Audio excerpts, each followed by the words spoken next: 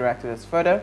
Drop a comment and more importantly, follow all our engagements on social media, like, share, invite your families and friends to watch and follow the conversation. Now, if you missed today's quote, it's a very sweet quote. I like it. It says, when you know the impact of little expenses, you realize that there's nothing, right, little in this world. You think it's much more money I'm spending, but by the time you sit down and put the cost together, it's a lot that you're spending on some of these things. So you might want to cut down on, those kinds of, take Erica's cue. And only attend important events and families and strategic events. All right, we'll see you guys live tomorrow at 8 p.m. as we bring another great conversation to your screen. Enjoy.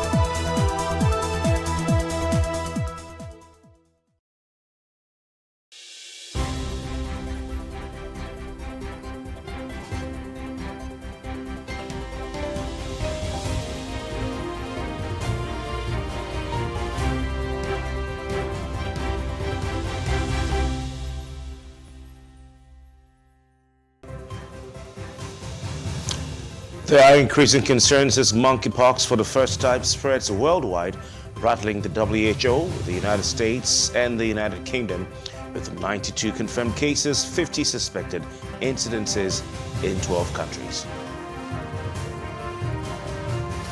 Also on the breakfast, the Central Bank of Nigeria raised the interest rate to 13% for the first time in 2 years, from 11.5% to 13.5%.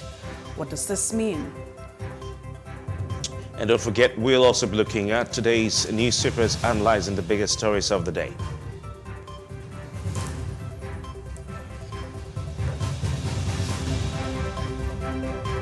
A very good morning to you. We're reaching you live from our series right here at Victoria Island in Lagos. And it's a beautiful, beautiful morning with the breakfast on Plus TV Africa. My name is Kofi Bartels.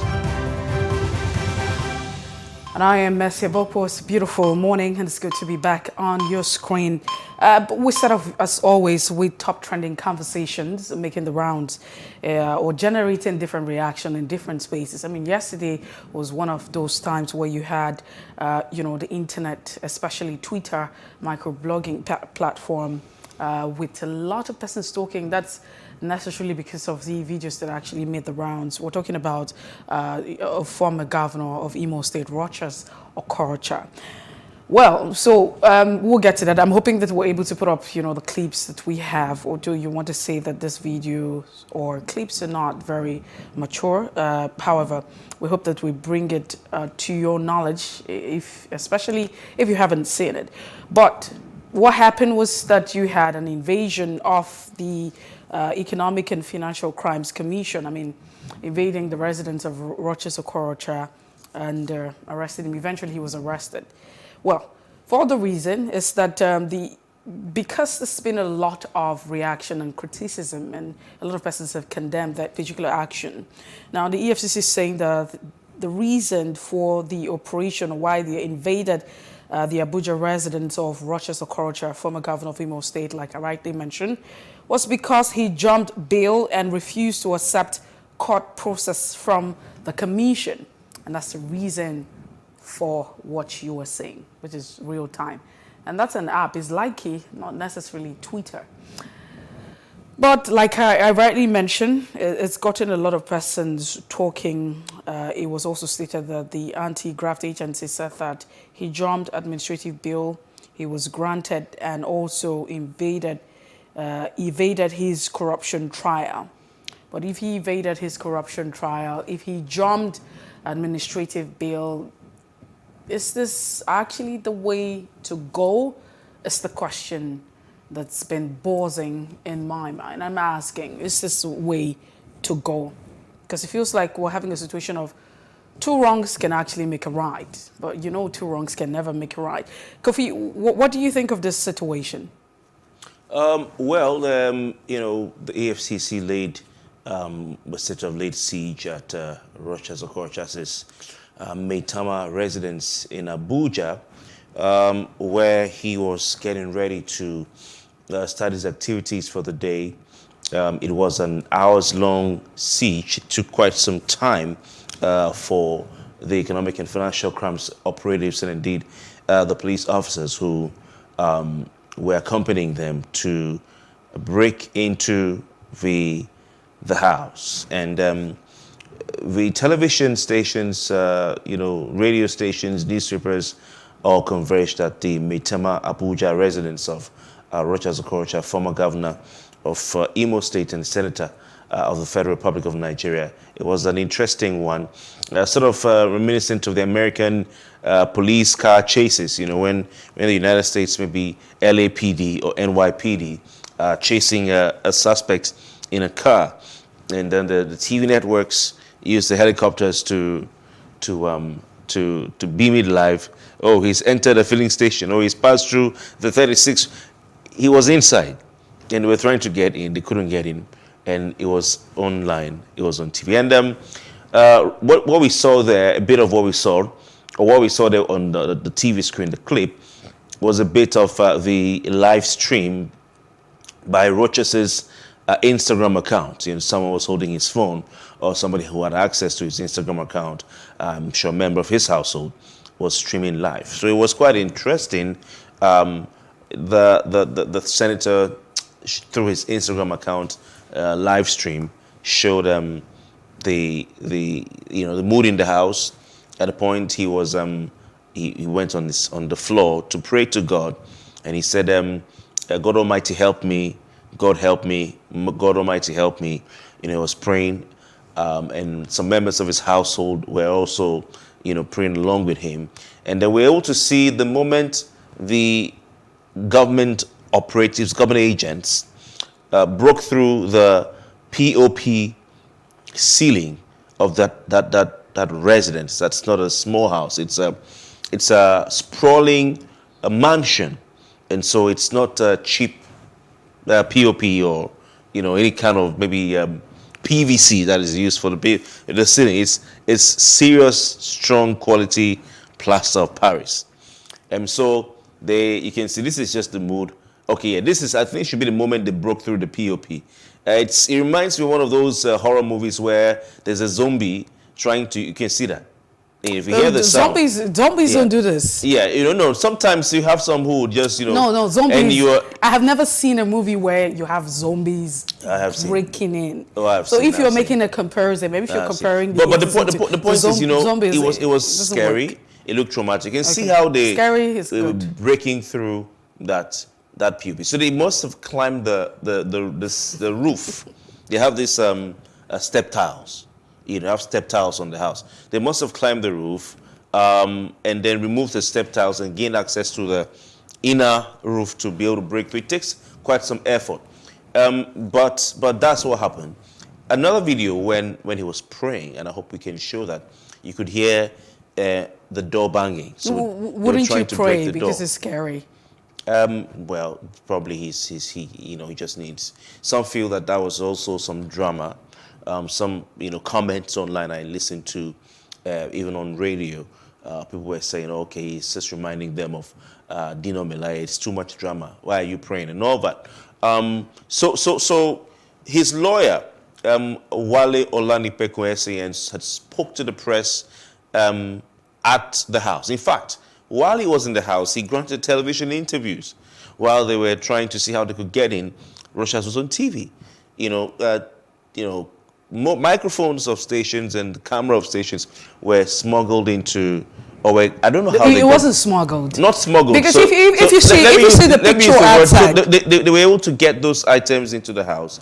And he actually sat down in his chair and gave an interview while the officials were trying to get. So in other words, you're saying that this could be a setup. Rochas actually said this drama? No, I'm not saying that. I didn't say that. Okay. But so I'm just telling you what transpired and the drama of the. What we saw. He even granted a Zoom interview live on national TV. You know, so it was surreal. You know, it was surreal. And for people who had not had some good entertainment for some time, this was something like that. For those who missed out, you really missed out. But so Rogers had some things to say. Now, Wale Olanipekun, I hope I got his name right, SN, who is his lawyer, said, we have not been served any order of court. We've not been served or given an arrest warrant. Nothing has been given to us as paper for us to know why they're here. A letter of invitation. Okay, so we're not served an order of court, you know, showing that his arrest has been ordered. We've not been shown an arrest warrant that gives them the authority to come and pick him up. Neither have we been shown a letter of invitation asking him to come to the EFCC. Today, that was yesterday, is the day for the APC presidential screening. Let him go for this program. When he's done, he will come, maybe in a matter of 3 days' time or next week, he will come to your office. So some people said, Mercy, that, you know, why would the lawyer say, oh, we will come when we want to come, but we're not coming today, you know? And then some said, well, the lawyer is right, because, you know, he's said these 3 documents: order of court, arrest warrant, or an invitation. You've not presented to us. But what the EFCC said, like you said, Mercy, was that he jumped administrative bail. And there was a time, administrative bail is one of the kinds of bail in the country. You have 2, the court bail, where you go to a court and you're given bail, you are released on bail. And then you have the administrative or police bail, where you present yourself arrested by the police, and they let you go because they don't have enough evidence yet at the time of your arrest to arraign you before court. And the Nigerian Constitution is clear that you cannot hold a suspect beyond 24 hours when you have a court of competent jurisdiction, or within jurisdiction, in a radius of 40 kilometers. And then the Constitution of the Federal Republic of Nigeria, 1999, is also clear about what can be done or what should be done if there is no court of competent jurisdiction within that 40-kilometer radius. So it exceeds 40 kilometers. You're allowed to hold the person for longer than 24 hours. But of course, in the case that you're able to arraign the person to court and you want to hold them, you have to also apply to the court to say you want to hold them further for investigation for maybe 30 days or so on, as the case may be. But just finally, apart from the Constitution, you have the Administration of Criminal Justice Act. Now, that is what, you know, the lawyers are saying we should look at to be able to tell whether the EFCC had a right to arrest the man. I mean, at some point, I understand the fact that we have to follow the law to the latter, but you also need to understand that if you look at the dynamics, if you look at the situation surrounding it, then it's just very glaring. We can't continue, because it's like I committed an offense. I made a mistake. I'm a criminal, or I'm a suspect. Because this case, as long as we're concerned, we haven't gotten to a point where everyone is innocent until they're being proven guilty by a court of competence jurisdiction. And that is exactly what it is. You can't take it that, you can't take that away. It's a universal principle. It cuts across borders. It's not limited to a continent. It's not limited to a particular location. It's not limited to a particular person. It's a universal principle. But let's even move away from that now and get to the fact that but before we move away, not necessarily moving away. Okay, I'm just saying moving away, from that particular point insinuation and all of the reaction. So looking at all of this now, is it really, really right? We understand Diamond. He jumped bail, so yes, he jumped bail. Nobody's going to say, so what? He jumped bail. We've not gotten to a point where it has, because if you say I'm a thief, you have to prove that I'm a thief. And that's what the law says. As long as you're not able to prove that I'm a thief, then should I be, treated differently? It's the modus operandi, because it is left from whether or not the attention has shifted from him, looting money laundering, he's done a lot of crime, to how the operation was carried out. And we cannot continue like this every other time in our climb and expect a different answer, expect a different reaction. It's a total disgrace, if you ask me. I'll say it in the words that it is. Because, the EFCC, it's a very honorable a very respectable institution that was created. And we would say that the mode of operandi, the mode of operation is wrong. How do you, like I said in the introduction, it's like having two rights making a wrong. Two rights cannot, you can't, okay, so let's come to it. They say two wrongs can't make a right. So it's a situation of saying, you're wrong, I'm wrong, so we have to all be wrong. We can't come together. Someone has made a mistake, you can use a mess. A mess cannot create sanity or cannot create, straightness. Mm-hmm. So if you have an error created, a corrupt system can never change itself. It needs a superior, it needs a different behavior, it needs a different dynamics, a different action to correct it. Mm-hmm. So yes, you probably have him as a suspect. There are a lot of incriminating issues. You probably have all of that, and then you need to get to the work. But, acting in the same manner, because you're acting like a criminal. What do you break into someone's house? I'm saying breaking. It's okay to say you're having a siege. His house is surrounded, but the fact that you break in, it's not commendable. And I'm not even sure that the EFCC, I'm not even sure that, the rules and regulations or the laws governing it would actually permit. I beg to be corrected here. I beg that I be proven wrong, that the EFCC can actually put on the paper, can show everyone that, it's also stated in their mode of operation that you have to break into someone's house, a suspect, because he's still a suspect. It hasn't been proven with all of the allegations, with all of the facts that you have. A court has to prove that. Yeah, so these are very interesting points that you've raised, and indeed, the overwhelming feeling, and it's understandable how you feel. No, it's not how I feel. It's what it is. What do you think? It has nothing to do with feelings. Okay, here. so it's understandable. Your views are understandable. Or what the law says. The views and the feelings of people out there are also, similar to what you're expressing. You and I, had a bit of a rant on radio, so last night. But we also have to look at the paper, black and white, and what the law says. So we had to dig, I personally had to dig through, the Administration of Criminal Justice Act in 2016. Because the lawyers have what they'll tell you about, and they differ. If you see two lawyers who agree, or every lawyer agreeing on one issue, it's hard to find. But in 2016, there's some precedents to this.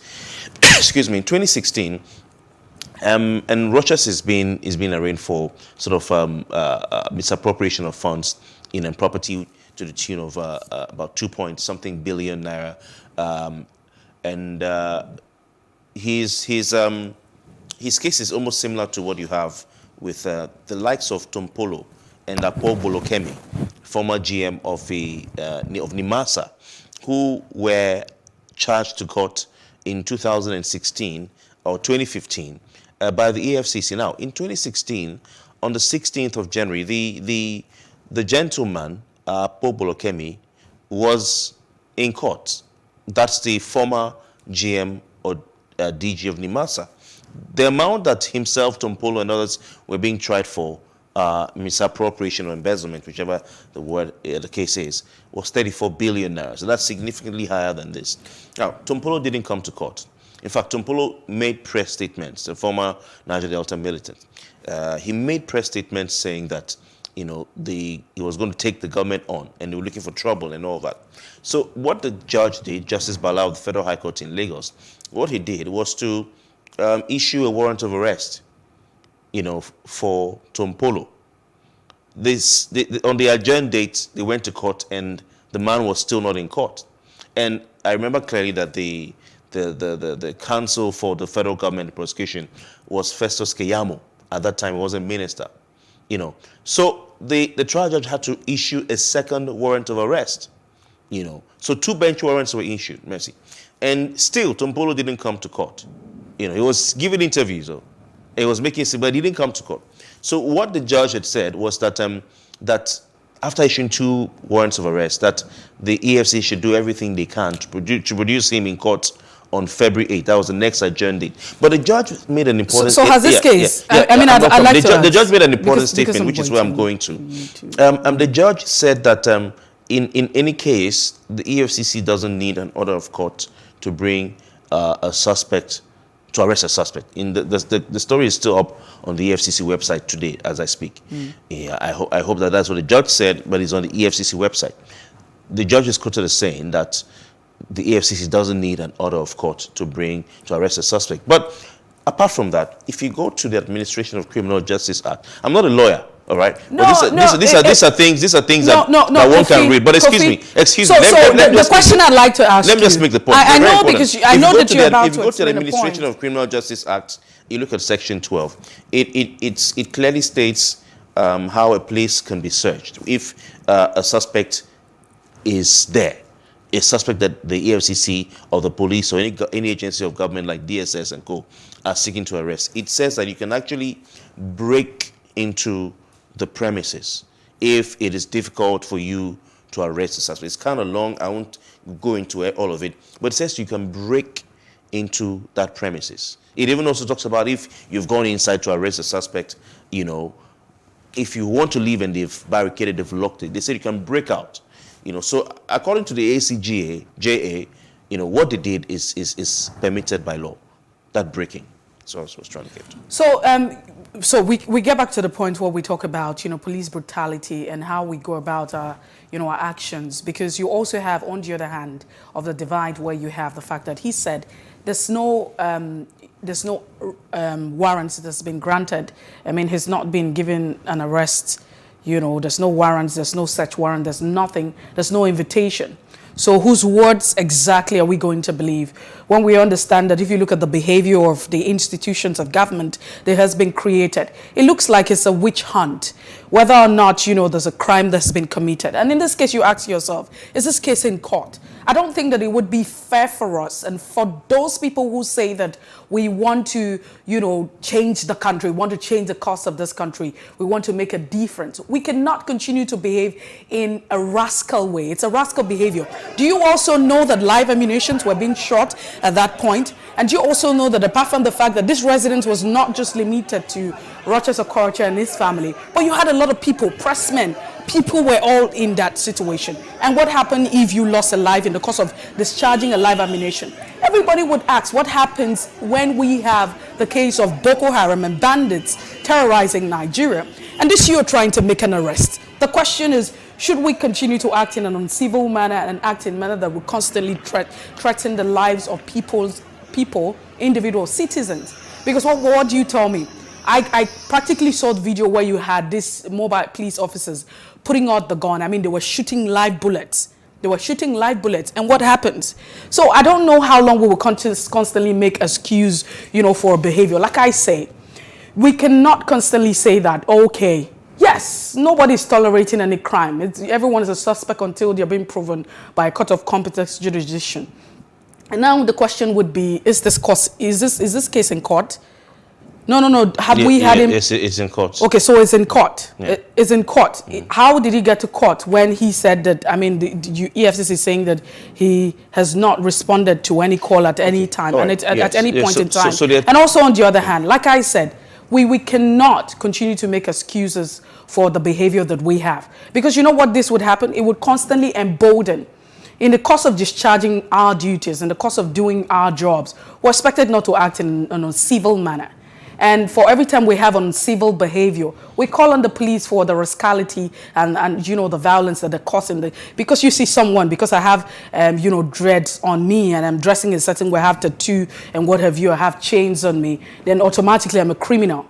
Right? And so it's okay for you to drag, it's okay for you to badge, because you've had cases where EFCC had broken into the houses of people. Yeah. And so let's continue to make justification for all of this behavior. Okay, I don't think that's the case. I don't think that goes well. Yeah, we don't need to mix things up. I first, now there are two or three things here. Number one, did the EFCC or does the EFCC have the right to break into the house of a suspect? We have established that according to Administration of Criminal Justice Act, they actually have the right to break down your door and come arrest you if you are in a particular place, whether it's your house or your property or not. They have a right to break in there. And when they get in there to arrest you, provided they have an arrest warrant or they have the authority to So, arrest you. so in a situation where they don't have an arrest warrant, did the law also state that they need to have an arrest warrant? Did they actually put out? So, I mean, it's like you have a lot of argument being put out there. I'm getting there. I'm trying to establish what we're looking at. So, first of all, do they have the authority to break in? They actually do. It's been established. You can break in and break out. No, because Rochester on the other hand, is also saying that there was no arrest warrant. I mean, you can't stand on the other side. I'm getting to that. So, as regards the issue of the warrant of arrest, I did say that in 2016, Justice Bala of Federal High Court in Lagos, in the case involving the former DG of the MASA, Akpo Lokemi, I think his name, and that there was no warrant of arrest. He said to have his quote as saying that the EFCC doesn't need an order of court. Note, order of court. So order of court. What order of court? But should there be a warrant of arrest? Let me just make my point. It doesn't need an order of court to effect an arrest. But in this case, we're talking about a warrant of arrest. So you look at Section 18 of the Administration of Criminal Justice Act, and it talks about arrest by a police officer without warrant. But of course, this is not just about police officers. It also may have to do with agencies of government. And it says that a police officer may, without an order of a court and without a warrant, arrest a suspect. We go to paragraph J, all right, which says whose arrest a warrant has been issued or whom he is directed to arrest by a judge, we're being prompted by a magistrate, a justice of the peace, or a superior police officer.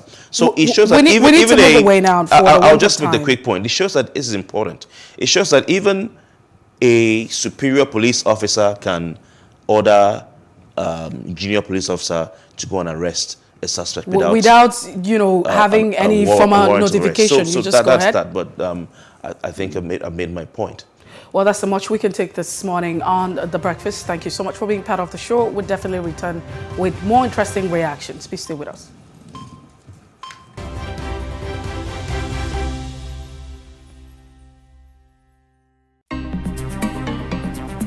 Life can be fun and rewarding, but it also comes with some risk.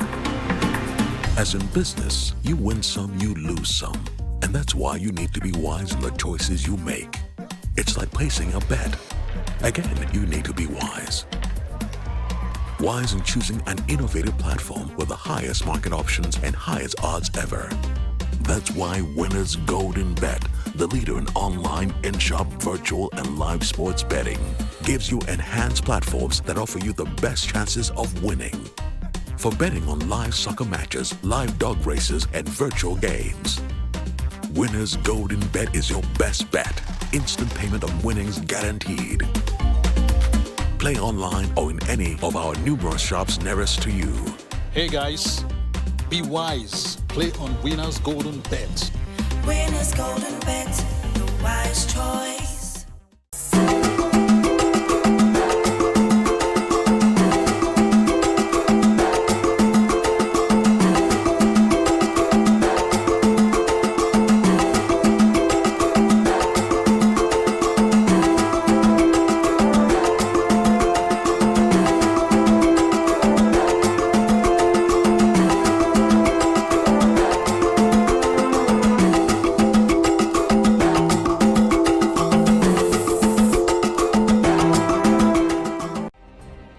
Nigeria's Niger Delta region, from where the black gold fuels Africa's largest economy, where the lines between wealth and poverty has never been thinner. Conflicts, poverty, insecurity, and environmental challenges daily confront the region.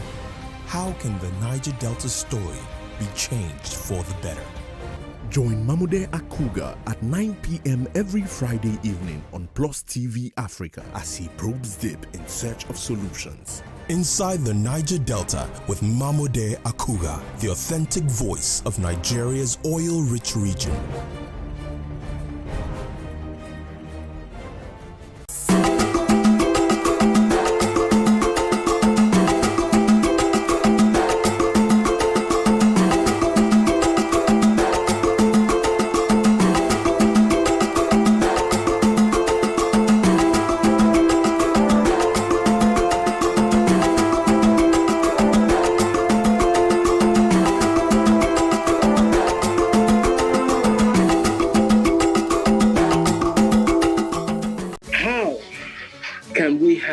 peace without justice.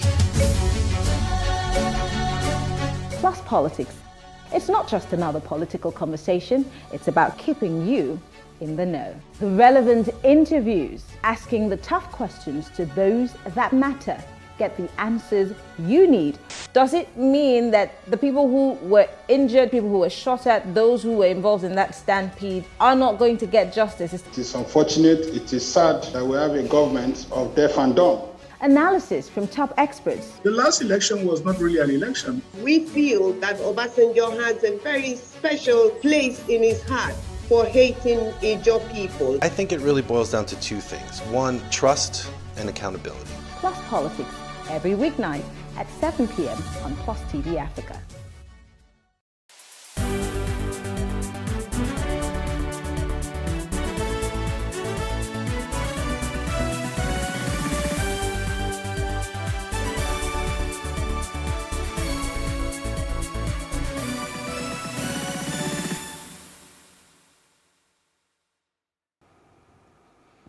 Well, it's time for Worth the Press. As always, we bring you up to speed with what's making the rounds on the different pages of a national dailies. To be very precise, the front pages. We have Tunde Kolawole, a legal practitioner, who joins us via phone this morning to be part of the show. Tunde Kolawole, it's good to have you join us.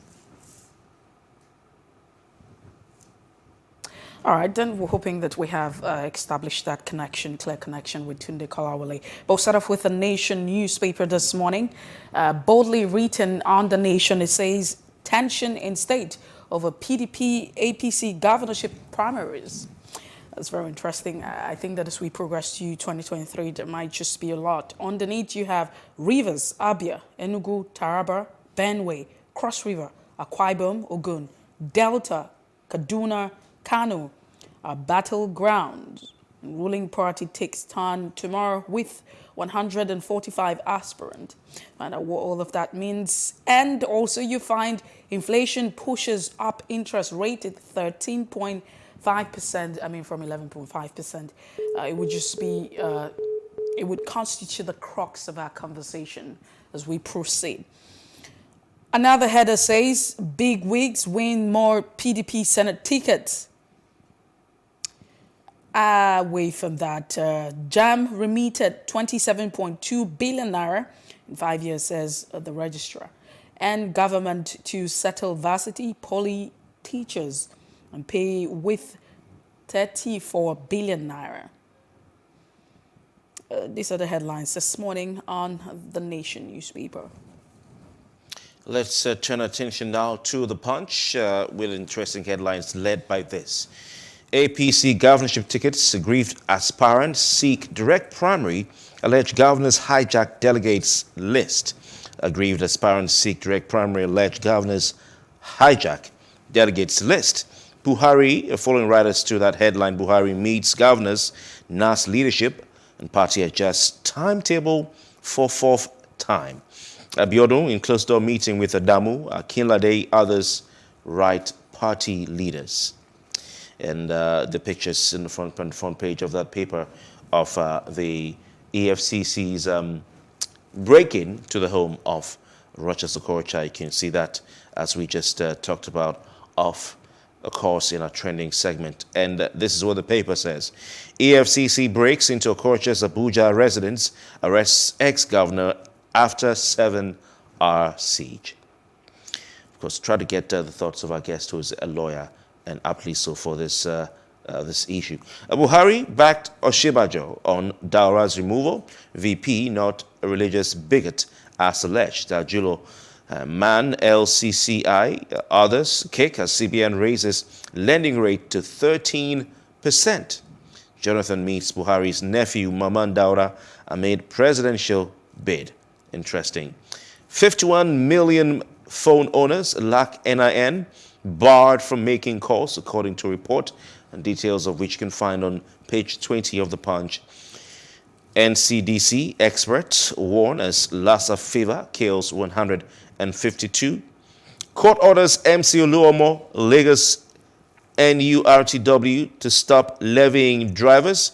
It's quite interesting and landmark, if you ask me. Court orders MC Oluomo, Lagos, that's talking about the state, and NURTW to stop levying drivers. ECOWAS awards 20 million naira damages against federal government over businessman's death in EFCC custody. Aspirants hopeful as PDP holds governorship primaries today. My mother-in-law lost a daughter last year, wife of sound engineer killed in Lekki. My mother-in-law lost a daughter last year, really sad. And finally, Lagos teacher flogs pupil over homework. Victim vomits, dies. Quite sad. Those are headlines coming on the front page of The Punch. Away from The Punch, the leadership is before us this morning, and it says as governorship primaries kicks off, 300 APC PDP aspirants beg delegates for party tickets. You just begin to ask yourself, how interesting that would really look. And underneath, ADC, ABGAR, SDP, NNPP, PRP, others in consultation over selection process. Outgoing governor and last-minute push for anointed contestants. Aspirant cage delegates and hotels stop them from making calls. I mean, I couldn't help but laugh, but I mean, it just shows, how the interest. And then if you need to ask all of these questions, what's really the reason why you want to become, the senator representing your constituency, state House of Assembly member, or even becoming a governor of your state or the president? Why? What's the reason? But I'm sure that it's a question that they would have to answer. Governors meet on local government financial autonomy today. First time in 3 years, CBN raises interest rate to 13% from 11%. You also have another header this morning on the leadership saying, terrorists kill 57 as bandits give ultimatum on train passengers. Bala Mohammed poised to upstage Atiku, Ayum, and Saraki orders. It's about the primaries. EFCC evades Okorocha's Abuja house for jumping bail, as was making the rounds this morning. And Navy celebrates 66 years of securing Nigeria's maritime sector. The headlines on the leadership. Let's move on from the leadership to the Nigerian Tribune with these headlines. A big one there, killing, with a kicker, killing of pregnant woman, 4 children in Anambra. Killing of pregnant woman, 4 children in Anambra. Can Arewa groups say things are getting out of hand? Can Arewa groups say things are getting out of hand? And the following riders to that headline: Boko Haram kills over 60 farmers in Borno. Bandits killed 12 in Katsina community. Terrorists forced 25,000 maize farmers out of farm. Killed 1,454 in Katsina. That's according to the Maize Farmers Association. There's details of this on pages 2 and 27 of the Nigerian Tribune. Of course, talking about killing of a pregnant woman, some persons, especially those of northern extraction, saying, hey, tell us that she is a northern woman. Don't just say she is a woman, because if she was killed in the north and maybe from the south of Christian, you would have said Christian woman. But these are the things that people are talking about in reaction to the headlines from some of these papers. We go on with more. Governors meet today. A court ruling on local government autonomy or financial autonomy may top agenda. EFCC shoots, fires tear gas, and breaks doors to arrest Okorocha. EFCC shoots, fires tear gas, breaks doors to arrest Okorocha. CBN raises interest rate to 13% from 11.5%. AFDB commits to invest $25 billion for energy adaptation in Africa. Court orders MC Oluomo others to stop collecting union levies. Renewed cult clash claims another 2 in Abeokuta. And you have 811 delegates to pick PDP's presidential candidate. 811 delegates to pick PDP's presidential candidates. Following riders to that headline: Dino loses to Yusuf as Moro, Ikpazu, Galadima, Keita, Ishaku, Ibori's daughter, others win PDP senatorial tickets, because the senatorial primaries holding after the House of Representatives and the House of Assembly primaries of the party held on Sunday. It's time to bring our guest in on the conversation this morning. Tunde Kolawole is a legal practitioner, and he joins us via phone. Tunde Kolawole, good morning to you, and thank you very much for your time. Good morning, my brother. All right. Thanks for having me. Good morning to you.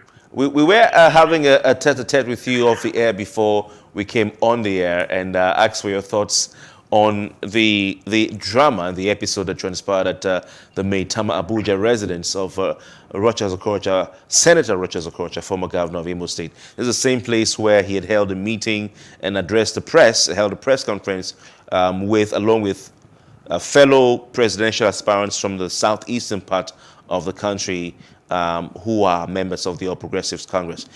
So we start with the almighty question. Wale Olanipekun SAN counsel to Rochas Okorocha says that no warrant of arrest was presented at the house by the EFCC or the police. They're not aware of any order of court. Neither was a letter of invitation also presented by these agents of government. Does the EFCC have the powers rather to arrest, a suspect without a warrant of arrest or an order of court? Well, taking cognizance of the antecedent of somebody like Okorocha, and also the antecedent of the EFCC as an organization, it might be difficult to just say straight away or be able to ascertain what transpired between these two people. But the truth of the matter is that under our law, it is after you have concluded your investigation that you invite a suspect to your offices for the conclusion of the investigation, or even possible arraignment in court. But sometimes you find out when the EFCC invites, especially the politically exposed people, they hardly want to honor such invitations. They think they are too quick to honor the invitation. Furthermore, like I was talking about antecedents, the EFCC has these days been behaving in a very Gestapo manner. You will recollect, they've gone to Lekki and some of these eyebrow places to start breaking to the homes of even Nollywood actors and actresses without a warrant of arrest. They go to hotels, to radio hotels, and arrest people in there without a warrant of arrest. Ordinarily, the EFCC is supposed to procure a warrant of arrest from the court of competent jurisdiction before they go in there to start arresting people. Besides that, they ought to have completed their investigation to a very, very convenient point. And the 70 to 80% of the investigation with regard to suspects must have been completed before you go to effect arrest. Because you are not expected to keep the arrested person in your custody beyond 24 hours or at most 48 hours if there is a court within the environment where the suspect could be arraigned. But you see, they would always like to make very loud statements. They want to make very loud statements, according to them, as to send the right signal to whoever, all the other people they have invited that they might want to arrest, that they have this almighty power to do whatever they want with whoever it is suspected to have engaged in money laundering. It is right, wrong, it is not right, and even putting handcuffs in the hands of suspects who did not receive arrest are not permissible under our laws. But this is Nigeria, the EFCC, and then the DSS, and all that. They think that they are above the law and that nobody could call them to order. Sadly, the minister, the National Security Advisor, the DG of DSS, and Mr. President, to whom these people are responsible, they never call them to order. You remember the circumstances in which a man, the now AIG of police, was arrested. Here is the security man himself that he could have invited to the office, and then he fetched his arrest very quietly. But in order to embarrass the man and also make loud noise in the media, they engage in this Gestapo behavior. It is wrong to effect arrest without a warrant to that effect. All right, Barrister, before we move on, it's important that the public gets the right information. That's why we have you here.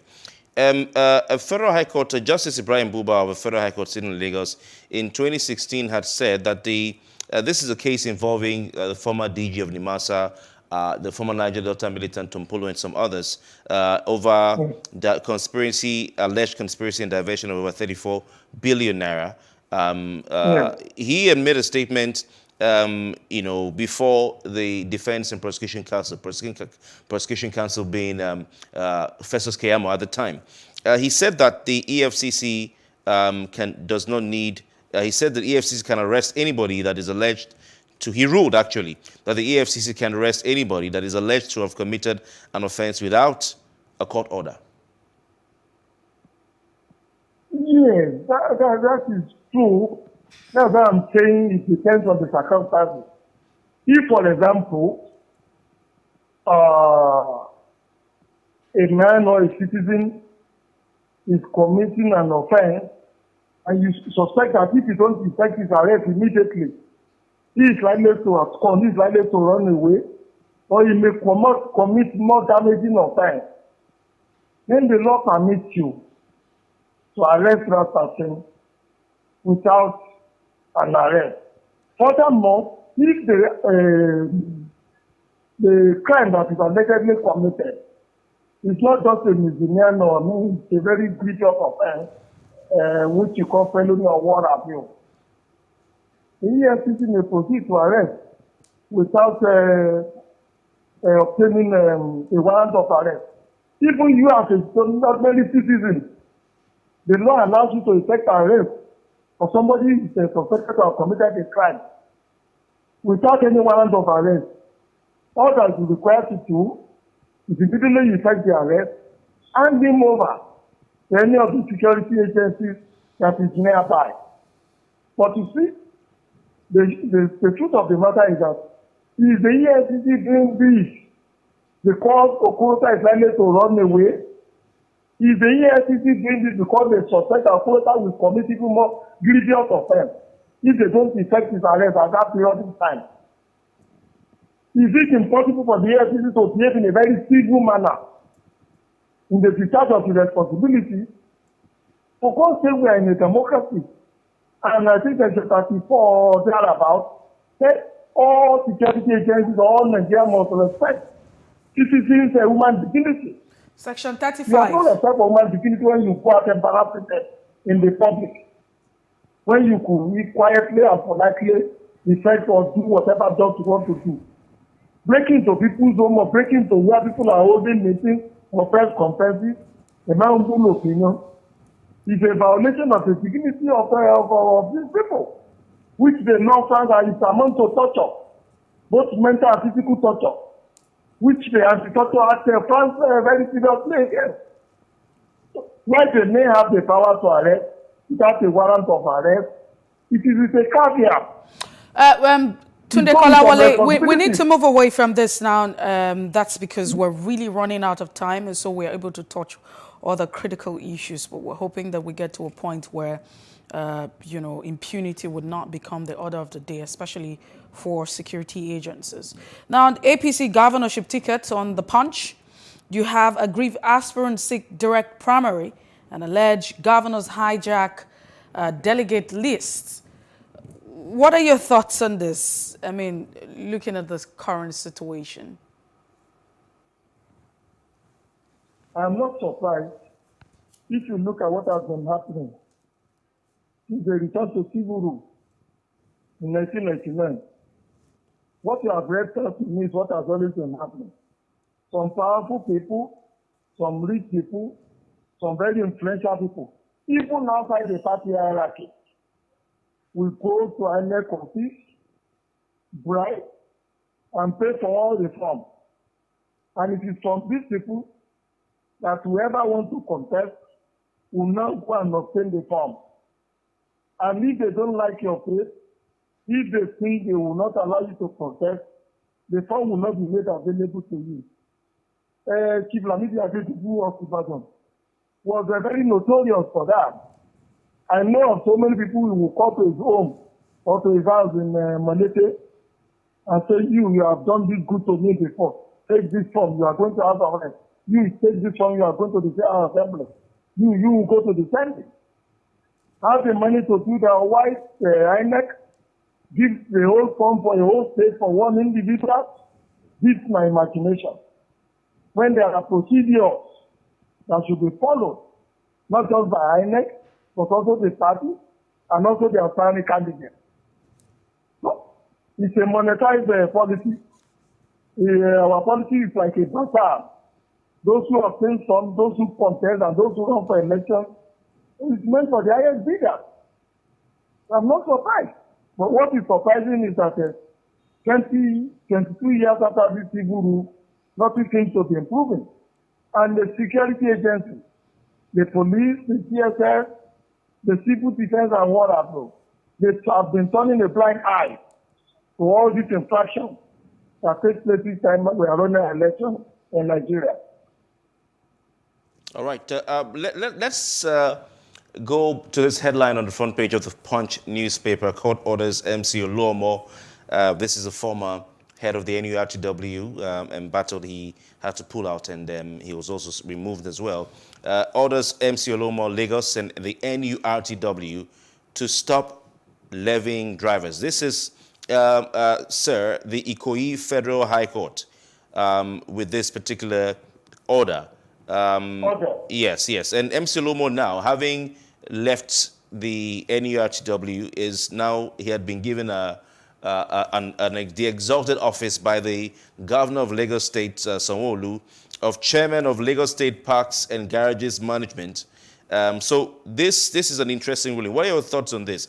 This order was filed in respect to an ex parte application filed by a lawyer, Mr. Olukoya Ogumbeje.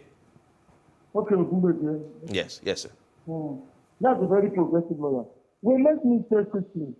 You will recall, I think it was last year, a Premium Times did a research as regards the money that the National Union of Road Transport Workers, the other organization, I think they are called Road Transport Workers, or something. There are two prominent unions in the transport sector. And of course, you have the Okada and Market Riders Associations and whatever. The Premium Times did an expose in which it concluded that in Lagos State alone, the transport union were getting as much as 250 billion naira per annum. And that money was enough to fund the budget of 6 states in Nigeria. And those states were mentioned. And you ask yourself, why would the government at the federal level and at the state level close his eyes and turn a blind eye to that kind of huge sum of money going to some private pockets? Your answer is as good as mine. You use it to empower these people, and these people also use it to fund their elections and also whatever dirty campaigns they might want to carry out against political opponents and also their adversaries who are not politicians. Then, as to the Lagos Parks and what have you, that is an illegal organization. The House of Assembly in Lagos State has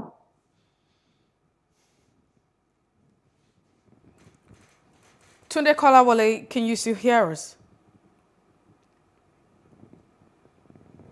Well, we seem to have a disconnection with Tunde Kolawole. As soon as we're able to have him back, we probably might just continue with it. But next on the line would have been the conversation where you have Wike dissolving cabinet and SAG's chief of staff and aides. So what happens just a few more days before you have, the 2023 elections? All right, it's good to have you join us back. Tunde Kolawole.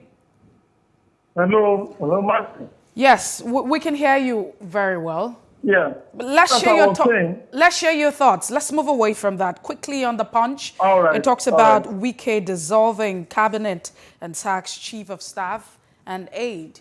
What do you make of all of this, and how much more time do you think that he has before? Mr. Wike has been behaving like a bull in a China wear shop. And for somebody who has started to be the president of the tech.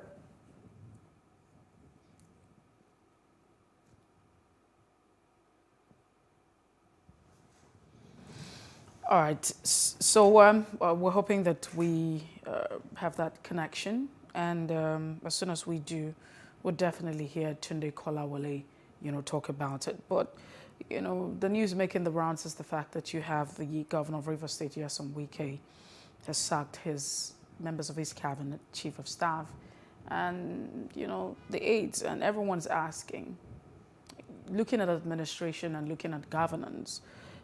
How much more time do you have on the table to have new persons come on board? And how do you achieve all that you're expected to achieve just before 2023? But some people have said that this actually happened for political reasons, and probably because of the fact that he's declared his intention to become president of Nigeria.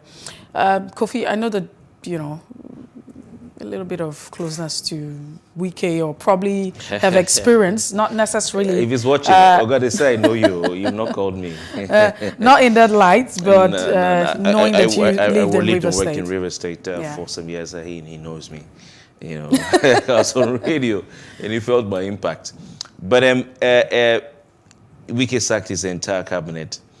Totally unexpected, but I'm sure if you... Unexpected? Yes. I mean, you don't hear of these, you don't expect these things, but I'm sure, you don't wake up in the morning expecting that the governor would sack his entire cabinet, everyone, before the expiration of their tenure.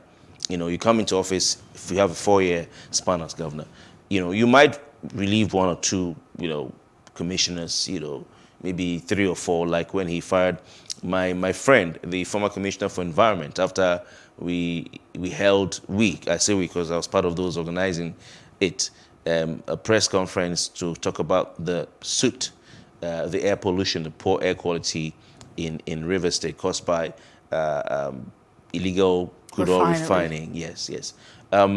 Whilst we were at that press conference, because it was a partnership between the civil society, the media, and the River State government through the commissioner.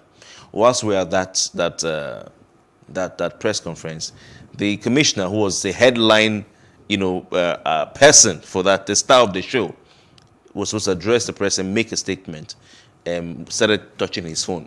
He bent over under the high table, because I was emceeing that event. And then he now tapped me. He said, Kofi, you have to go to government house. Governor is calling me. We're being told that we have right. I'll finish the story later. No, it's fine. Yeah. So Tunde Kolawole, you're sorry about the network issues, but we're glad to have you back. You were making a point before the network interrupted you. So please go on. Thank you. Yeah, I was saying that Mr. Wike has been behaving like a bull in a China wear shop. And that for somebody who has started to be the president of the Federal Republic of Nigeria, better behaviors are expected of him. He has always been very loud and rancorous within his party, with no clear-cut objectives as regards what he really wants. When you also look at his balance sheet in terms of achievement, for the 7 years he has been governor, I'm not too sure there's anything tangible as such to show for it. He's not been paying pensioners. He has not been paying salary regularly.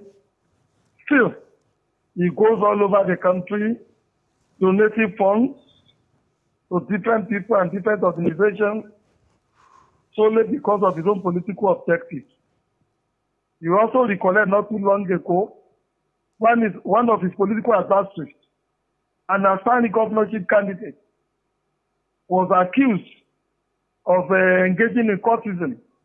When the man went to obtain the form to contest the governorship primary of his party, he was arrested And he said Governor Wike was behind his ordeal. The intention of that is to frustrate the man from contesting the governorship in the primaries of the PDP in Rivers State. And we say, for God's sake, all these kind of behaviors are unacceptable in a democracy and in a decent society.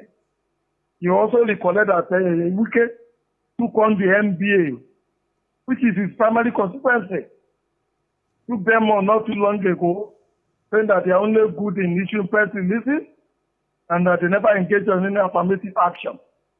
Thank God, the NBA was able to shut his mouth for him. And they asked him to concentrate on his responsibilities as a governor to the people of Rivers State and not start behaving as a quartermaster or as a kind of enforcer over the Nigerian polity and the PDP as a political party.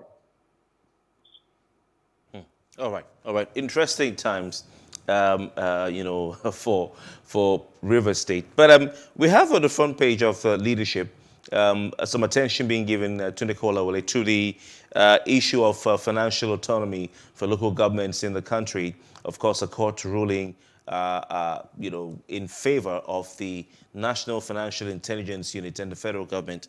We hear, according to Leadership, that the governors are to meet today regarding this issue. What are your thoughts on this?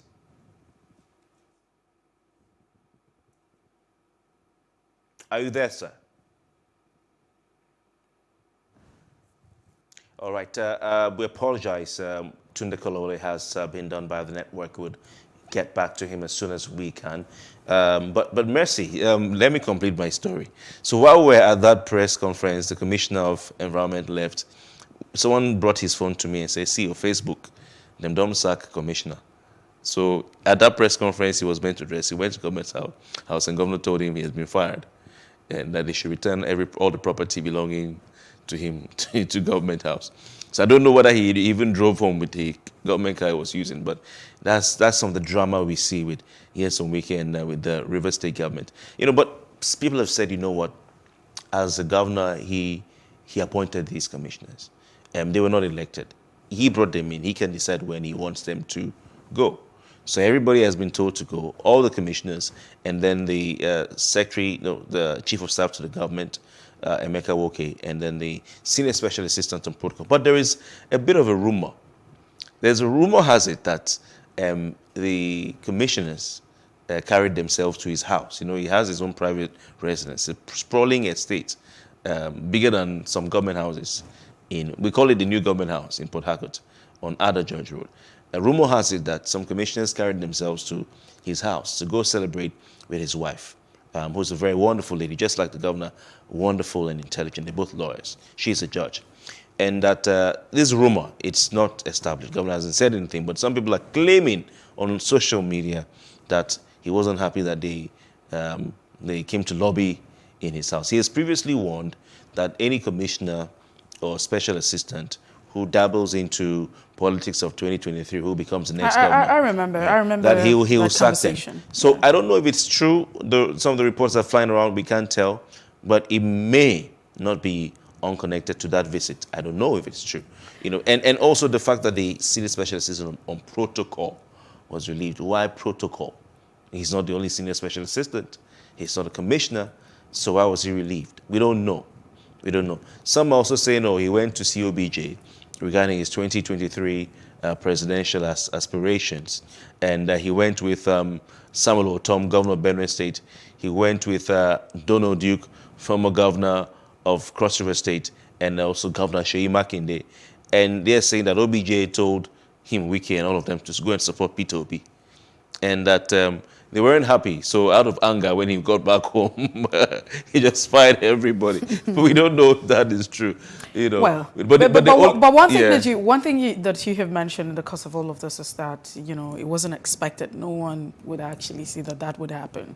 But, with the governor of Rivers State, Nyesom Wike, a lot of persons have actually described him as, you know, they would liken him to the former president of the United States, Donald Trump. Oh, so he's Donald Trump of Nigeria. Exactly. I'm sure he'll be happy to hear that. You know, very erratic. I mean, some people are not surprised at that action because they think that he does, you know, he has a capacity to act in that way. I mean, he has a tendency. The characteristics are there, and so it's not.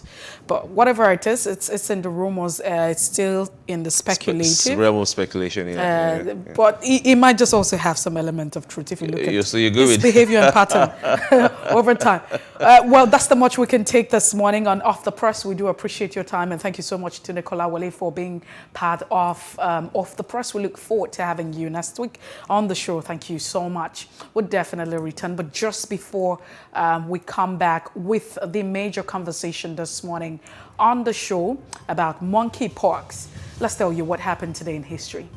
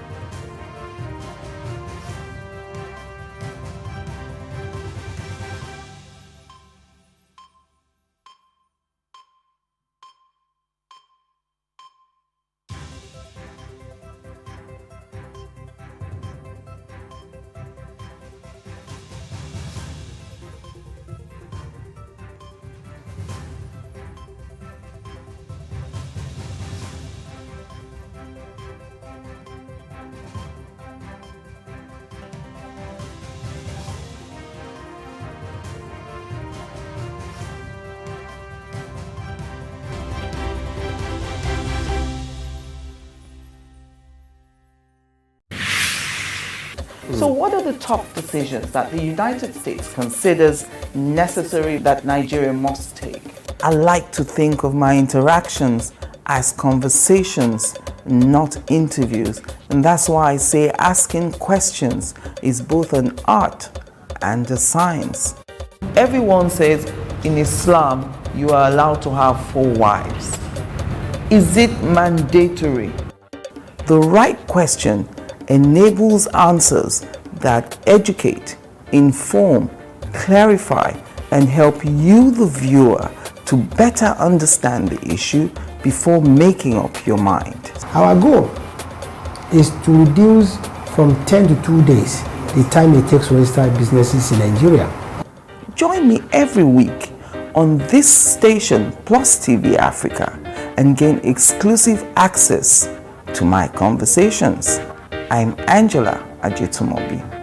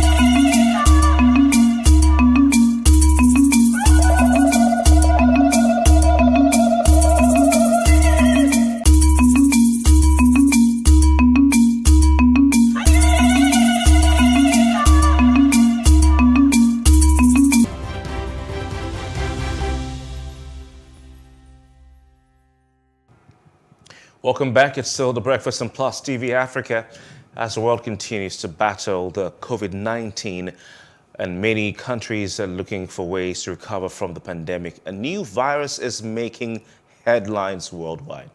We're talking about monkeypox. Monkeypox, a rare disease that is caused by infection with monkeypox virus, is now thought to be nearing 100 cases in 12 countries around the world, and more expected as surveillance is stepped up.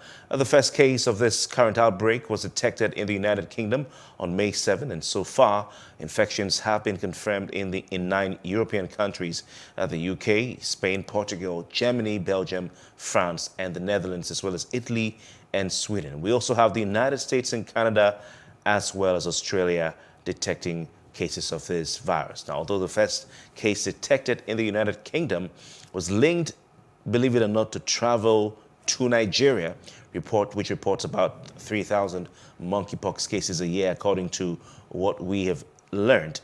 Subsequent cases have not been tracked to Africa, and this, according to reports, is puzzling many scientists and doctors. What do we need to know about the virus? We're glad to have one of such scientists and doctors, a doctor, joining us this morning on Breakfast, Dr. Tunji Mebawondu. Thank you very much for your time, and thanks for joining us.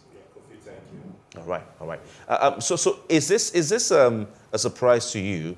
The way the virus, monkeypox virus, is spreading around the world. When we hear it's akin to usually found in West and Central Africa. We're seeing in European countries, in UK, in Canada, in Australia, and they're saying that the other cases cannot be linked to travel to Nigeria or Africa. Well, it's a study in evolution. It's a curious surprise in a way. Because the standard teaching, the standard knowledge about monkeypox is that you see it jumps from animal to human, then from human to human, you must have the first contact, either with the animal or with human. But what we're seeing recently, in the past few weeks, we've seen more than 16 cases in up to different countries, not 16 countries or more than that, or thereabouts, you know. And interestingly, we are seeing them in countries with no contact with West Africa, the origin of monkeypox. Then the question is that how is this being transmitted now?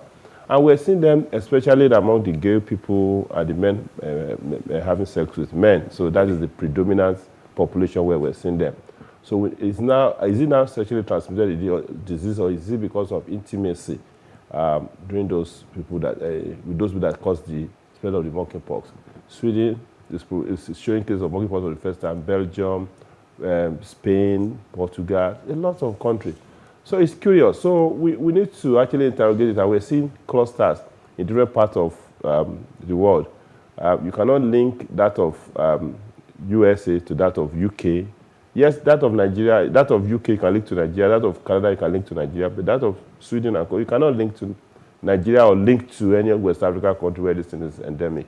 So we are going to see more of these viruses or germs jumping from animals or the wild to humans because climate change, and then the fact that we're also encroaching on their natural domains. We're carrying animals, we're cutting down grasses, we're cutting down bushes and all those things. So we're going to see more increase. And then the better prepared we are for this, the better for us in a way. Nigeria, of course, since 2017, we've seen more than 500 cases of monkeypox diagnosed. This year alone, we've seen as much as 50, from January to now. So it's something we should take seriously because this virus evolve. They change their shape, they change their form, and we don't want a virus that then mutates and then give us another problem. But for monkeypox, we shouldn't entertain the fear we had with COVID that it might lead to a lockdown. No, it's most unlikely to lead to lockdown. It's a different DNA virus, and then similar to smallpox, but it does not have the kind of aggression of smallpox. So, but at the same time, we have to also be vigilant and ensure that this thing doesn't get this far further than this. All right, Dr. Tuyi, not Dr. Tunji, I apologize for the earlier mix-up. All right, so quickly, let's get to the fundamental, let's understand what we need to know about monkeypox, because you talked about, those gay men and all of that and attracted it. But what is monkeypox and how, is it gotten? Because we also know that it feels like it's an African situation. That's a stereotype with it. But we'd like to hear from you as an expert. In 1958, a Danish man was doing an experiment in DR Congo, and then saw the outbreak of this pox in a laboratory animal. It wasn't until 1970 that we witnessed the first case in human when a child was attacked. So it's actually a DNA virus, you know, and like similar to smallpox virus. And then the normal reservoir of this virus actually rodents and monkey, but because of human contact, it jumps to human. When it jumps to human, the incubation period, you know, does not usually exceed 21 days. Even in fact, few days or weeks. And then what will happen is that it starts with fever, headache, sore throat, intense body pain, and tiredness, extreme tiredness. A few days after, rashes will appear, usually around the face. The rashes then spread down and to the trunk. So, and then the rashes has peculiar characteristics. Initially flat, it becomes raised, it has water inside, it forms pus, and then burst, and then form crust. And then, interestingly, people who are in close contact with themselves are actually likely to transmit this virus from one person to another. So you have to avoid body fluid, close contact, keep distance with people. The disease is usually very mild, especially the West African clade, because there's a Congo clade, which is even more severe. The West African clade is actually mild, 1 in 10 fatality, but when it affects children, pregnant women, and people that are immunocompromised, then it becomes a problem. So that's the general knowledge about it. So, of course, what are we supposed to do? We still have to come back to the protocol of the preventive mechanisms. So, some gaps, you know, avoid contact with wild animals as much as possible. If you have rashes, contact wild animals, or even rodents, eating, yes, either eating, either using them, you know, either eating them or their body fluid, or if you see somebody that is sick and have rashes, also give gaps. Wash your hand as we used to preach during the COVID, you know, and keep some distance. Inform doctors when you have reasons to suspect anything that is wrong with you. So these are just the basic things. Now, we're looking at vaccines against it, but even Nigeria is not even having COVID vaccine. We do not have monkeypox vaccine. Of course, it's the smallpox vaccine that's still a bit effective against it. So the best we can do is to still stay without the precedent of saying, how do we prevent monkeypox? How do we identify? How do we increase surveillance? You know, we have to increase the knowledge. That's where we are for now.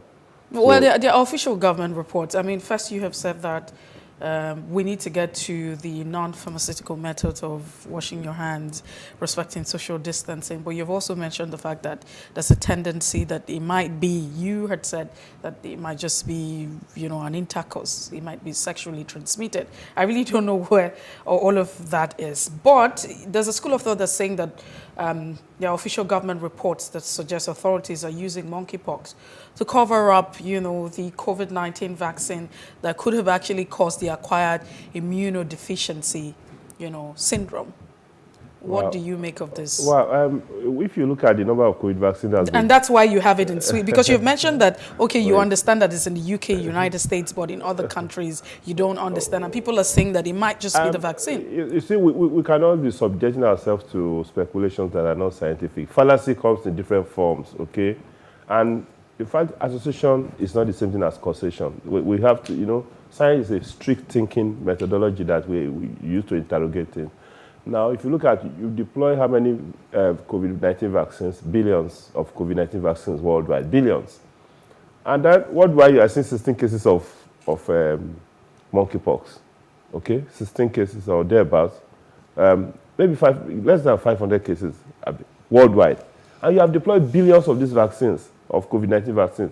How do you now account that you're having just small, you know, cases of monkeypox from large number, after giving large number of COVID vaccines? They don't correlate. And then look at it, even the one in Canada, we can have a trace. Even the new one in May 7th in UK came to Nigeria, okay, where monkeypox is endemic. I think we should discontinue those kind of fallacy until we have real proof that there's a linkage. 12 countries, because you are also worried about these statistics. We're looking at 12 countries. Let me tell you, diseases don't read book. Let's get it. Diseases don't read book. This is not say that because you say I appear here, I'll become like this. It's book that read diseases. When we find new patterns, we ask questions, we look through it. Could there be any other means of these things? Was the thing actually in that society, subdued, running, and then we're having little outbreak without, because people are not actually looking for monkeypox when they are doing checking in that society? Could it be such that it's really running in the society, in the community, and then now we're having little outbreaks? Could they have brought that one from some country far in the past, and then now is it that a new virus has mutated and a new milder form mutated to give this kind of symptoms? There are a lot of questions to answer. We cannot do conjecture. I feel that because you've seen it in 60 countries, this number of 100 cases or so thereabout, and then that means that COVID vaccine is related to it. There's been a lot of fallacies surrounding COVID vaccine that it's been difficult, very difficult, especially with the social media, very difficult to let people flow with the main thinking. Scientific thinking is not an easy thinking process. Right. So you're saying that we don't know whether this is the original monkeypox virus strain that we're used to, or this is something new. We have to wait. We know that it is actually the West Africa type. Okay, how did it get there? That's the question. Why are we seeing it for the first time in places like Sweden, or Belgium, or Switzerland? Without any link to Africa. Yeah, we cannot establish link to Africa now. Could it have been that the virus became, quiet, inside somebody's body, and then broke out now? Why are we seeing it more in men having sex with men, or gay, homosexual? Why are we seeing it more in them? These are interrogations. In reality, when HIV first came, that was how it broke. You are seeing it more. In fact, it became, an issue of stigma. And then we have to be very careful not to stigmatize those people because, we observe that kind of thing. It could actually be because they are also very thorough in trying to look after their health. So now all the facts you put on the table, but you have to put the pieces together. And you don't put the pieces together by conjectures, by pushing fallacy, by looking at, association as a source of causation. So we need to be a bit careful and wait for further scientific evidence that will help us unravel why this is. But while we're waiting for that, we have to increase our surveillance. We have to wash our hands. We have to do social distances. We have to really, raise our nutrition and eat very well. That is where we are. To increase your immunity. Yes, and then, of course, think about the climate. If you mess up climate will mess us up. And that's why we see a lot of diseases being thrown at us randomly, because nobody respects the environment again. We just think that we can do anything. So, it calls for serious, deep conversation about the interaction between health, environment, and the connection of humanity, especially in this area of high mobility. Dr. Tu here, for someone, you talked about the symptoms, because of course the awareness for the public is important. This is where we have 3,000 cases a year, and it's not something that causes panic in Nigeria. I didn't even know we had 3,000 cases a year, but it's an issue. It's a pressing issue, and this is another opportunity to inform the public. So when you realize you have some of these symptoms, so anyone who sees that he has the headache you talked about and all that, can you please go over the symptoms again and what anyone who shows such symptoms is expected to do? Where should they go? What should they do first before they even get to where they should go to? Simply put, is all viral illnesses produce what we call constitutional symptoms. Your headache, sore throat, body ache, intense weakness. These are some of the things that you see.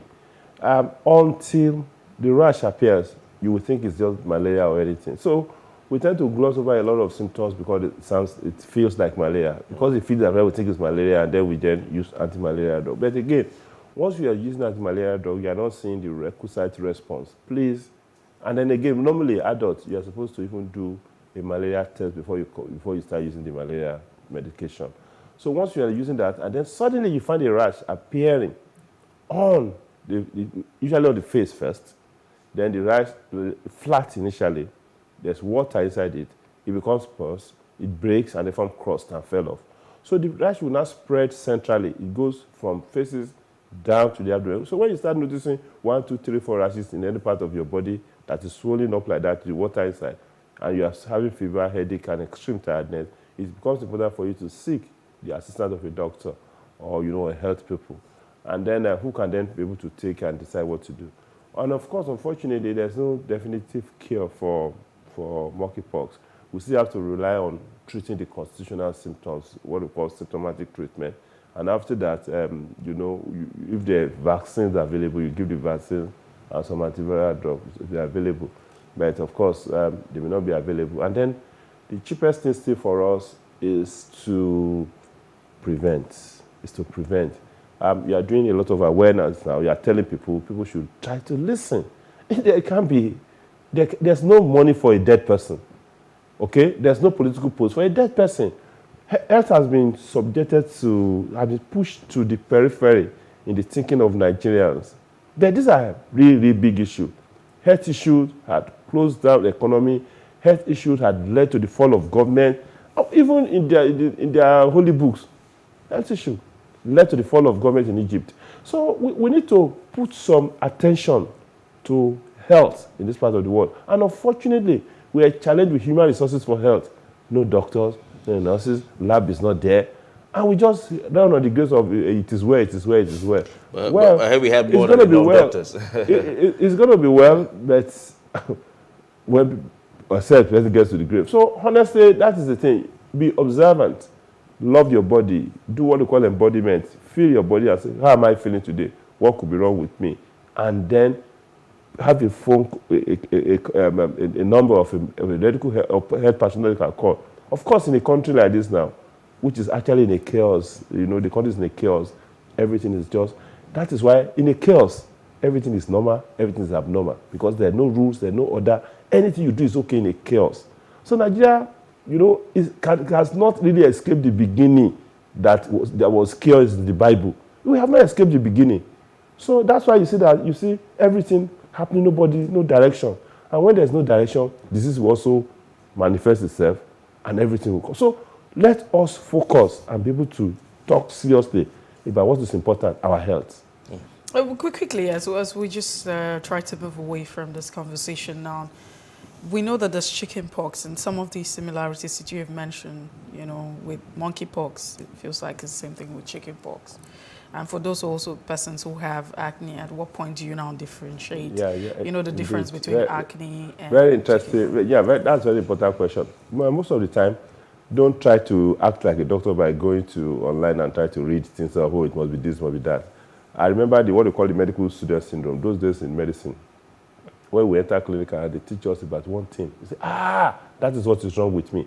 But what happens with the rashes of the chickenpox is that, of the monkeypox is that one is bigger, and it progresses, and it's bigger from flat, raised, water inside, pus inside, breaks, you know, and then it spreads centrally from head down to the abdomen, and then it goes to the arms. But in reality, the other in smallpox, the rashes are smaller. They are smaller and they have a peculiar characteristic in between them. You know, in between those things, when you look in between those rashes, there are clear characteristics that distinguish them. It's similar to what we're seeing on the screen. This is a monkeypox now. Okay, you can see that it's bigger. You know, the space between them is actually, you know, a bit, wider. But in smallpox, the spaces are actually compacted and they're smaller. And then they don't commonly form those kind of crust that we've seen. So the chickenpox one can even form more crust in a way and destroy the skin. But what is important is that the distinction can only be made by a health practitioner. You can't stay here, I'm telling you, you can't stay here and know the difference. Because it is there we were taught the tiny details of what is a chickenpox, what is a smallpox, and what a monkeypox looks like. All right, thank you so much for joining us, Dr. Tui Meba-Wondu. It's been quite interesting hearing from you. A bit worrying hearing that 1 in 10 persons die, like you said, from monkeypox, but we're grateful for the information.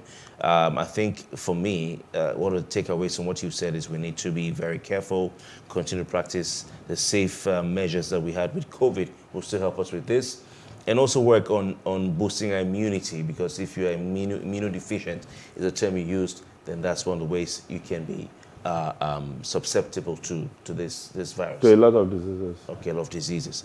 All right, thank you very much for your time, and that's so much you can take on this segment of The Breakfast. We'll be back, and when we return, we'll look at the Monetary Policy Committee increasing the MPR to 13% first time in some years. This has been pegged up. What's going on? Stay with us.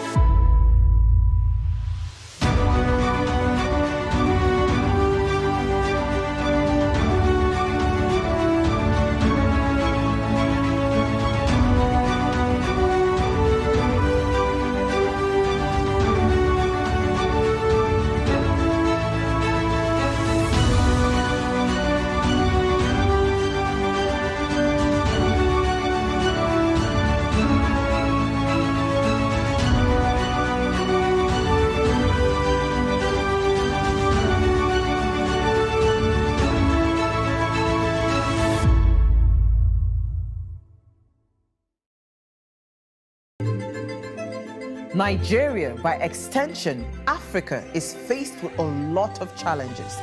The growing youth population with little engagement, that is a ticking time bomb. We are a blessed people with diverse culture and highly cerebral minds who have a lot to say. And yes, we are talking. It is important we drive the right conversation that informs, inspires, influences thoughts and action. If we say there's beauty in our diversity, then let us embrace our diverse culture. We must continue to courageously be the voice of transformation as we are the hope for the future. Yesterday's conversations shape today. What are you saying to shape your tomorrow? We know you have a lot to say, and we are here to hear you. Hello and welcome to Space and Style, a property show designed to connect various stakeholders across the property value chain. We can also provide realistic solutions and deepen your knowledge about the interesting world of real estate. We shall showcase architectural design, interior design trends, lifestyle and real-time property news updates, and the right way to navigate through property development and investment. Join me every week on this channel as I take you through an exciting journey in the world of real estate. Space and Style, 6:30 p.m. on Saturdays and 5:30 p.m. on Wednesdays.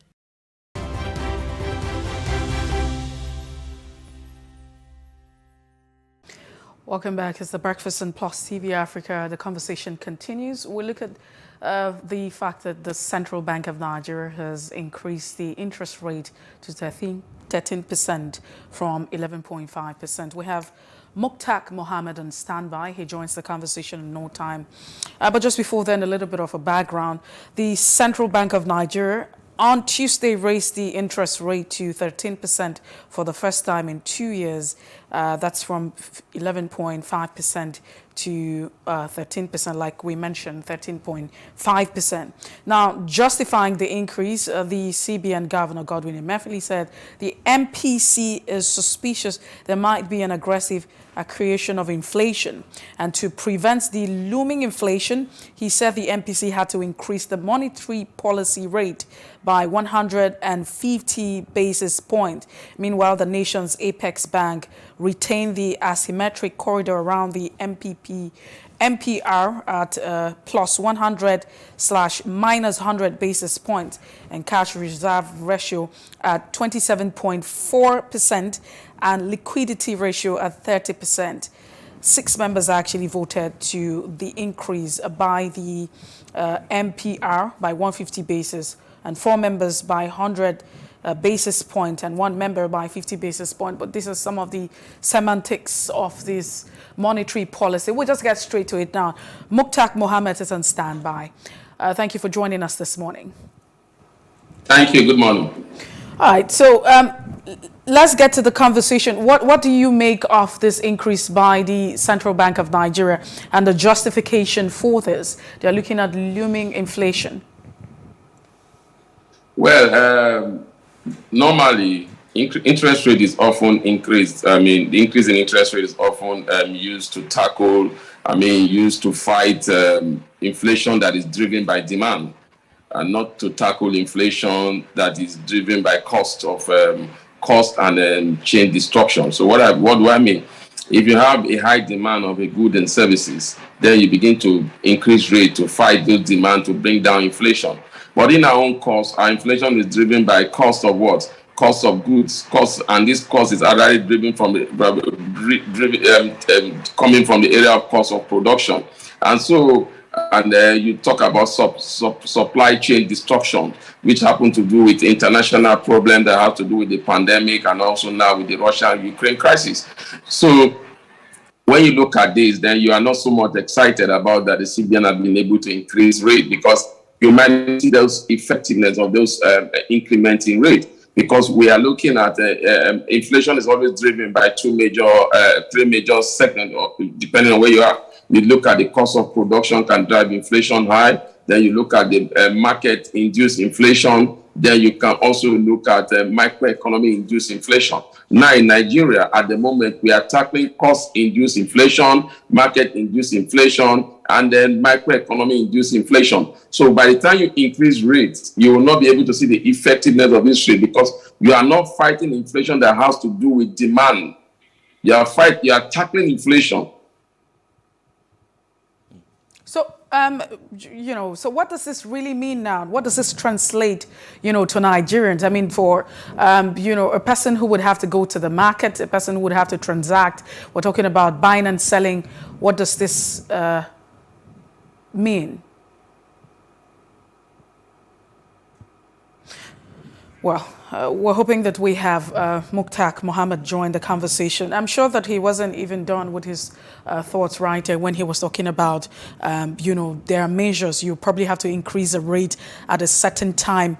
But at this point in time, what we're looking at is not what should be obtainable. So invariably, what is expected is that inflation rate should be increased when you have the law of, it's basic that you have demand and supply on top of, the table. But it's not the case. It's that you have inflation that the CBN is trying to control by, deliberate action.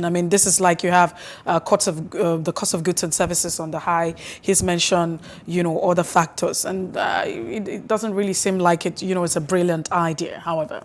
Yes, indeed. Right now, Tuyi, guest Dr. Tuyi, who was here to talk about monkeypox, could not help but talk about the economy, to me, even when he sat here, he mentioned a few words about the economy.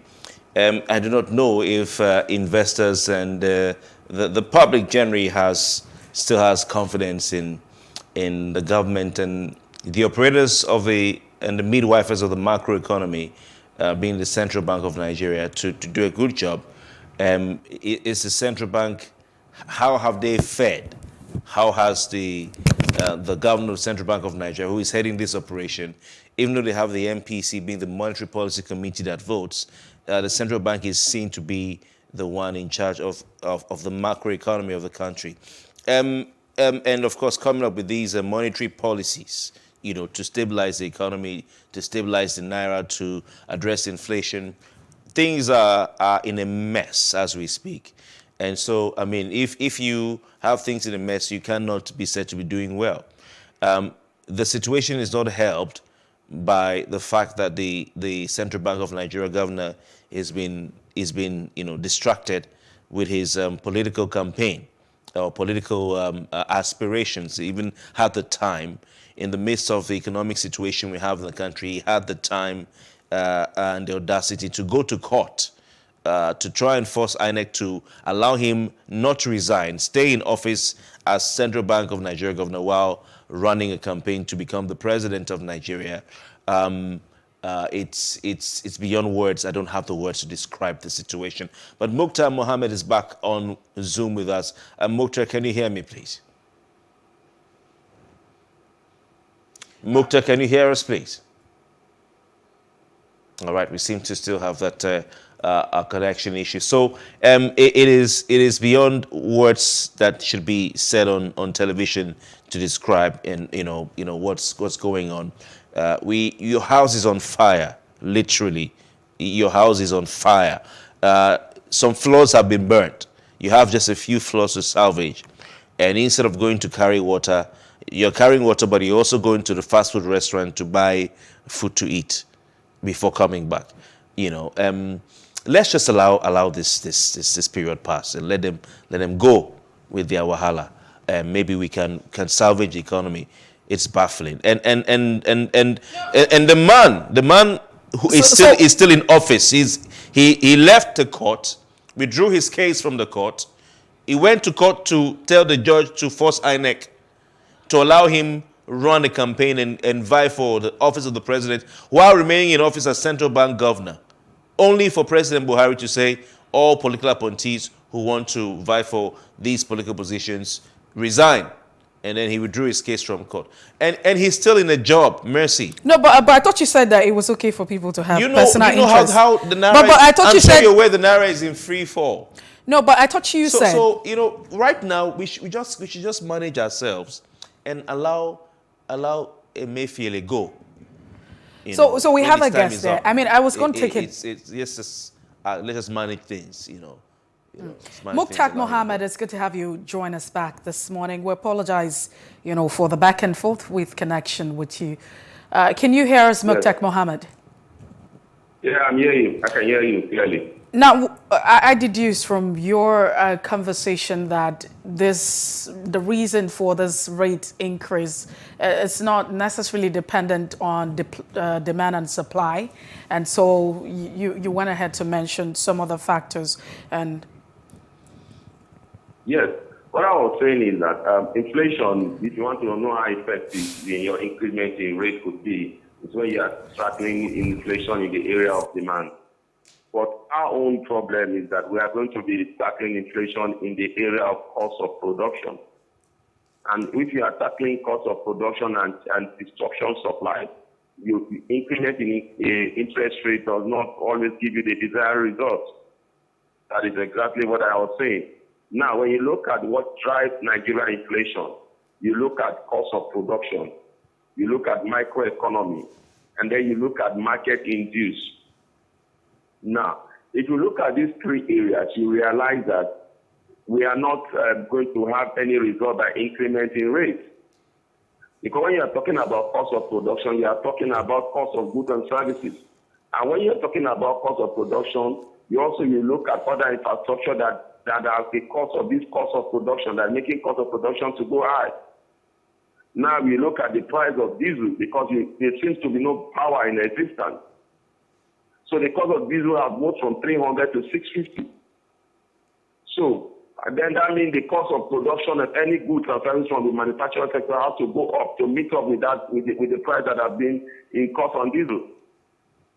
Then secondly, when you look at market-induced inflation, you are looking at the microeconomy. And when you look at what the CBN is saying now, the cost of borrowing is going to go high. And what it means that those companies that are borrowing is going to cost them more to pay for those goods for the fund that they have borrowed. So they are going to transfer that into the consumers. Then when you look at demand and supply will still be high because what is causing it is the FX rate volatility. And we are not addressing that yet. Even if CBN is saying, okay, by this we are going to attract a fixed income investment, which could be good. But look at it this way, the fixed income investment is not going to come because when you look at the differential between the parallel market and the import-export market, no investors want to come into your market, your own market control by 420, 430. And when you have the parallel market that's been at 606 naira. So when you look at all this, it doesn't seem to add up to be able to tackle inflation. Rather, in the short term, we might see inflation still go up. Mukhtar Mohammed, do you feel that this is also connected or not unconnected with the culture, the 4-yearly culture of a lot of money in circulation during political campaigning ahead of the general elections? Do you feel this is also sort of a defensive move to protect the economy in terms of the inflation rate and also to protect the naira? Because a lot of money is going to be thrown out into the public. We're seeing 100 million naira and over. Yes. You see, I was listening to the chairman of the Bureau de Change, or the president of Bureau de Change, Laon Gwada, and he said that Nigerians have more confidence in the dollar than in the naira. You and I know that most politicians are not stocking their houses with naira, they are stocking it with dollar. So when you are looking at that, how much can CBN control the liquidity flow in the area of dollar? So they cannot, because they don't even know the amount of dollars that is in circulation. Meaning our own naira, you cannot exactly say this is the number in circulation. So you begin to say, okay, you want to use some other parameter to reduce it. So it's a big challenge for them. I know they are looking at the political year, there will be a lot of liquidity in the system. But what form of liquidity? Is it coming in the form of our currency or is it coming in the form of dollar? Okay. That will be the major challenge. All right. So quickly, what do you think this would mean for an average Nigerian or a Nigerian? What does this translate into? Does it affect or impact on us in any way? Well, what it translates to an average Nigerian is that your cost of living is going to go up. Your earning capability is still very low. So no hardship. The economy is not growing. In the statistic growth, they will say that it's growth about 1.3%. But when you want to see the real growth is from the bottom up. How many people are being lifted out of poverty? Rather, we are seeing more people going into poverty. How many people are having jobs? And we are seeing a lot of people.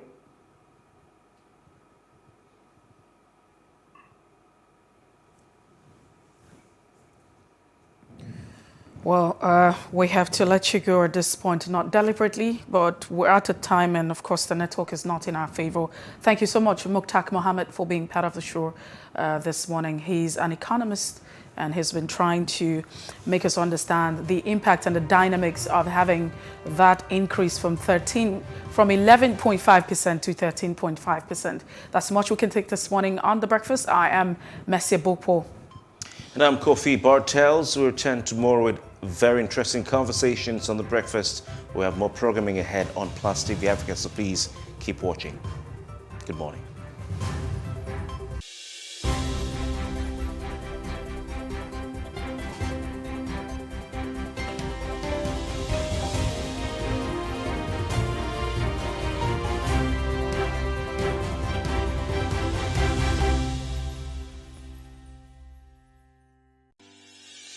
Increase the reach of your events or business services.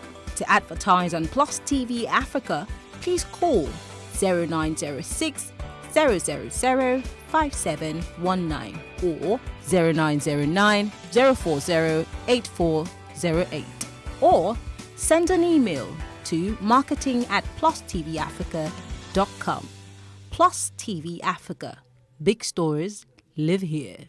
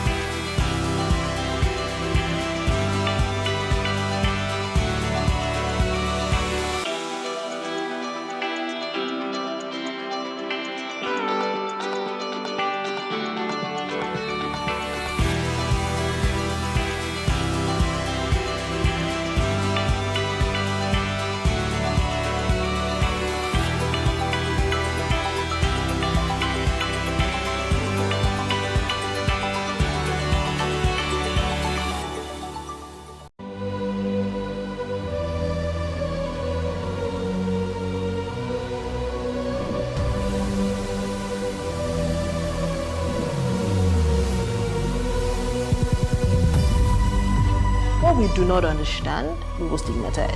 What you can see is the remaining of the tanker that exploded. The suspect equally confessed.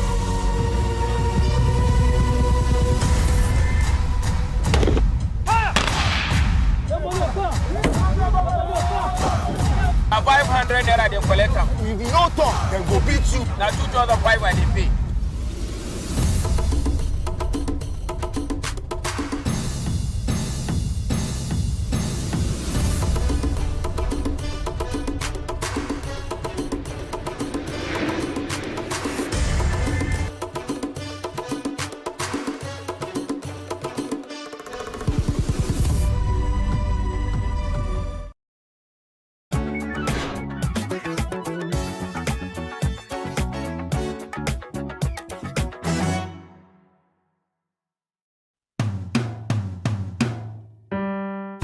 My name is Adeyemi Shoroye.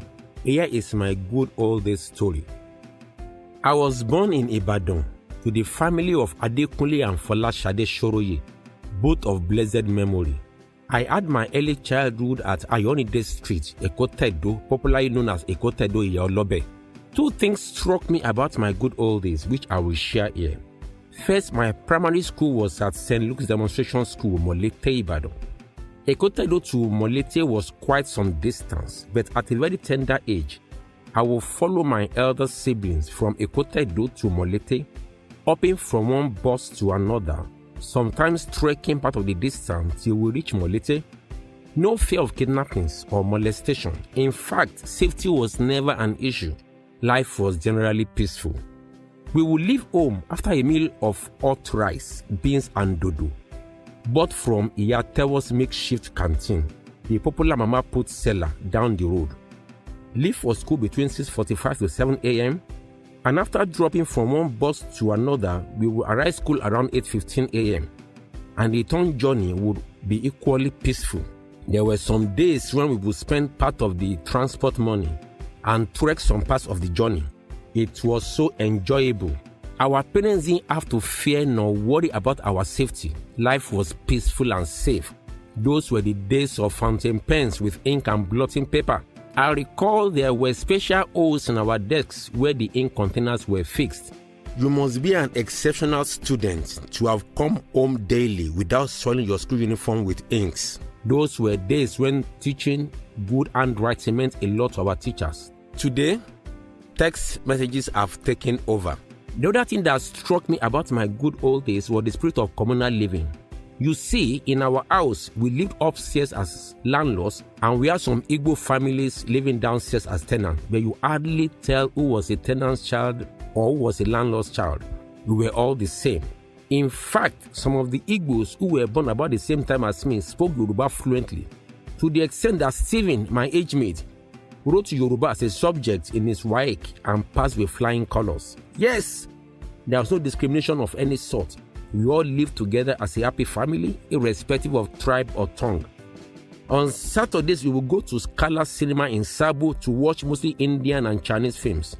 Sabo, the Hausa community in Ibadan, is a short trekkable distance from Ekotedo, where I equally made some friends among those Hausa children of my age group, majority of whom we are still friends till today. What a glorious childhood. Can Nigeria still go back to that old days when our children will be safe on their own and we don't need to worry about child kidnappings or molestation? Can Nigeria still go back to that old days where tribe and tongue will be inconsequential? Can Nigeria still go back to those wonderful days when you were not defined by religion or religious affiliations? Can Nigeria still be a nation where merit is more valued as a determinant to your success than your place of birth? Yes, our nation can still rise above those primordial sentiments. We can.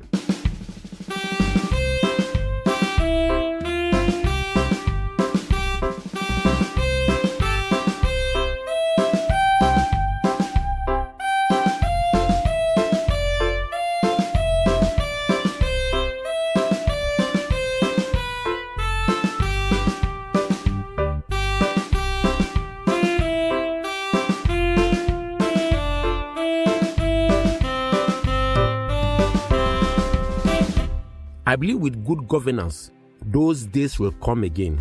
As I round up, strongly resonating in my mind is our first national anthem, which said, "Though tribe and tongue may differ, in brotherhood we stand." We can still recreate a nation where Nigerians all will be proud to serve our sovereign motherland. I am a believer. To this end, I join Sashimo Rebadejo in this collective drive towards a greater tomorrow. Thank you very much and God bless. There is no voting on social media. To vote, you would require a permanent voter's card. To get your PVC, visit cvr.inecnigeria.org. Create your account with a valid email address and start the registration process. An activation link will be sent to you. Click on the link and activate your account. Fill out the form, pick and submit a convenient date and time for your biometrics. Print the application slip, which should have your QR code. On the appointed date, go to the nearest INEC office for your biometric capturing. Thereafter, you will get a registration slip to pick your permanent voter's card when ready. Get your PVC today. This message is from Plus TV Africa.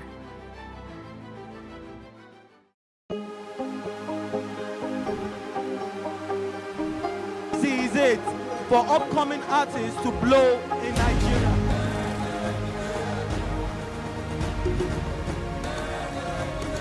Welcome to Plus Trending. I am Buki November, your host, saying thank you for joining us on today's episode. Welcome back. It's tea time on Plus TV Africa. Practice makes perfect. I'm not perfect yet, but I'm a lot better than I used to be. He's a king. He's entitled to marry 100 if he wants to.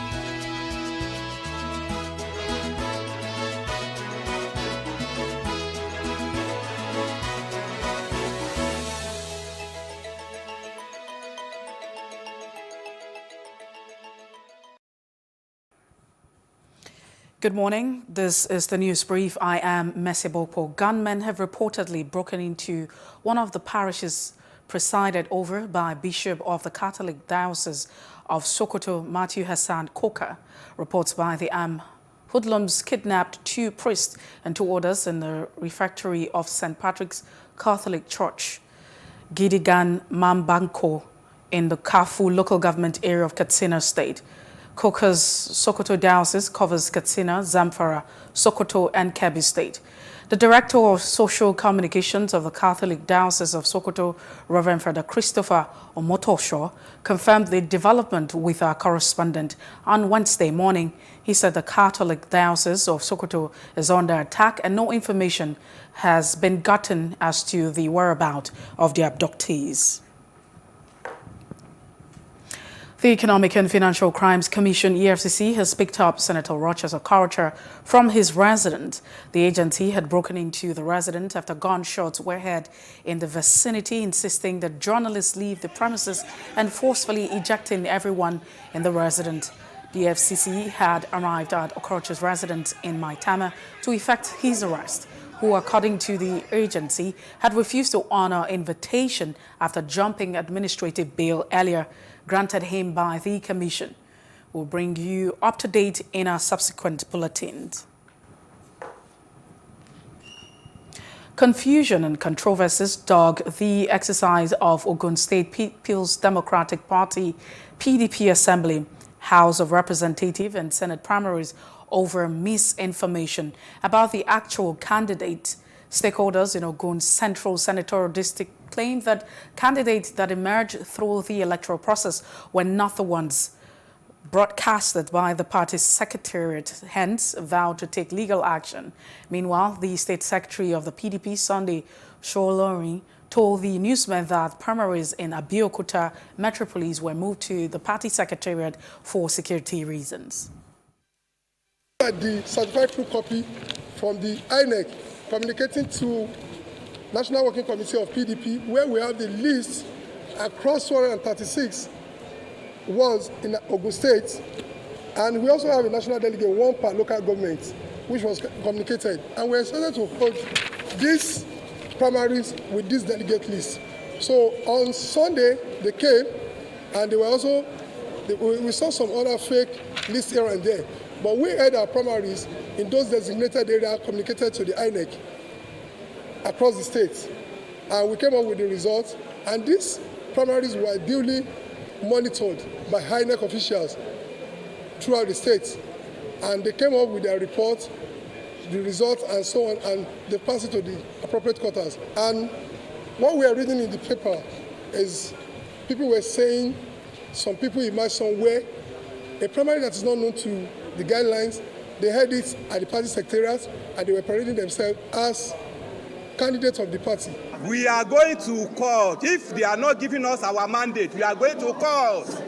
The court will settle the matter for us. That is the truth, nothing but the truth. What here came late, people from Abuja didn't, come in good time. Exercise that were meant to have taken place since 10 a.m. in the morning did not commence until around 5 p.m. in the evening. And before you do accreditation, before you do a lot of things, then time will have gone. And you will notice that what we are doing here could not have been, done better anywhere other than this place. Security of lives and property matter to us, particularly life of our delegate. So it is just in the interest of, the healthy assurance of our delegate and healthy existence of the party. Labour Party in Ogun State has called for inclusive governance from leaders that will eventually emerge as the forthcoming general elections draw near. Akimpelu Shongule, while delivering his speech at the party's swearing in of new executive in Abeokuta in the state capital, maintained that inclusive governance would help in delivering the dividends of democracy to the people. So help me God. Congratulations, everyone. What is very, very germane to us is the fact that all of the youth restlessness, all of the youth problems, all of the youth unemployment, and all those things, if we don't begin to have an inclusive governance to expand the economic prowess of our state, we'll still be having trouble. The idea is that the Labour Party is engaging in not just looking to Abuja, but to look at all of the capability and resources. This Congress has brought today, has brought the machinery that will cool down all impediments, all stumbling blocks, all opposition that has been bedeviling us, hindering us from benefiting from the dividends of democracy. Our people have been malnourished, have been starved of the rightful dividends that should accrue to them. As aspirant intensify consultation ahead of the presidential primaries of the All Progressive Congress, the Vice President, Professor Yemi Osinbajo, has met with delegates from Ebonyi and Abia State in Owerri, the Imo State capital, shortly after meeting with delegate. The Vice President told newsmen that his meeting was to warn the delegate to vote for him as APC candidate for the 2023 presidential elections. Professor Osinbajo also spoke on the nation's economy, security, and other vital issues. A very robust conversation on many national issues, the economy, security, exchange rate, inflation, so many, broad range of issues. And I think that has been very fruitful. We've been able to, reach several different conclusions about what to do going forward. And also we've talked about party issues as well. So it's a very robust engagement and the conversations have been fantastic. A priest of the Catholic Church and governorship aspirant on the platform of the All Progressive Congress APC in Benue State, Reverend Father Hyacinth Alier, has described a suspension ordered by the Bishop of Boko Catholic Diocese, William Avania, as a normal practice of the church law.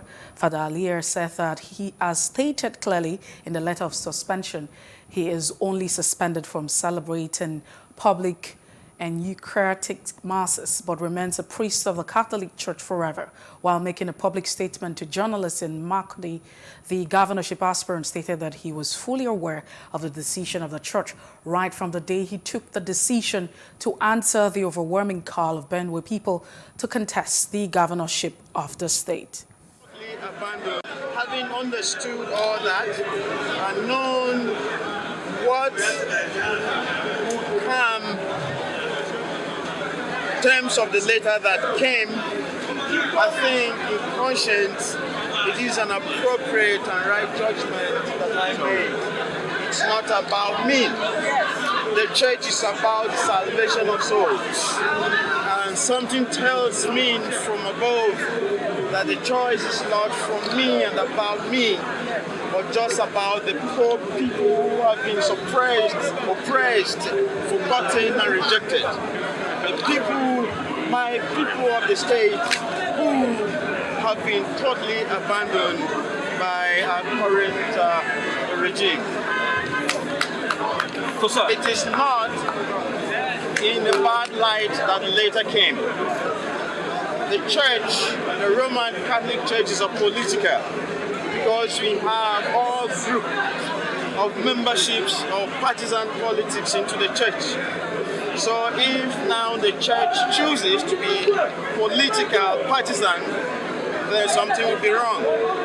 So it is in good faith that the letter was served me, and I appreciate my bishop for defending the church and for ensuring that the right thing is done.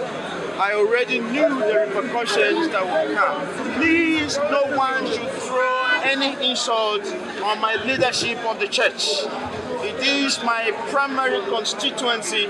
After this mission of political salvation of my state, I'm going back into my constituency.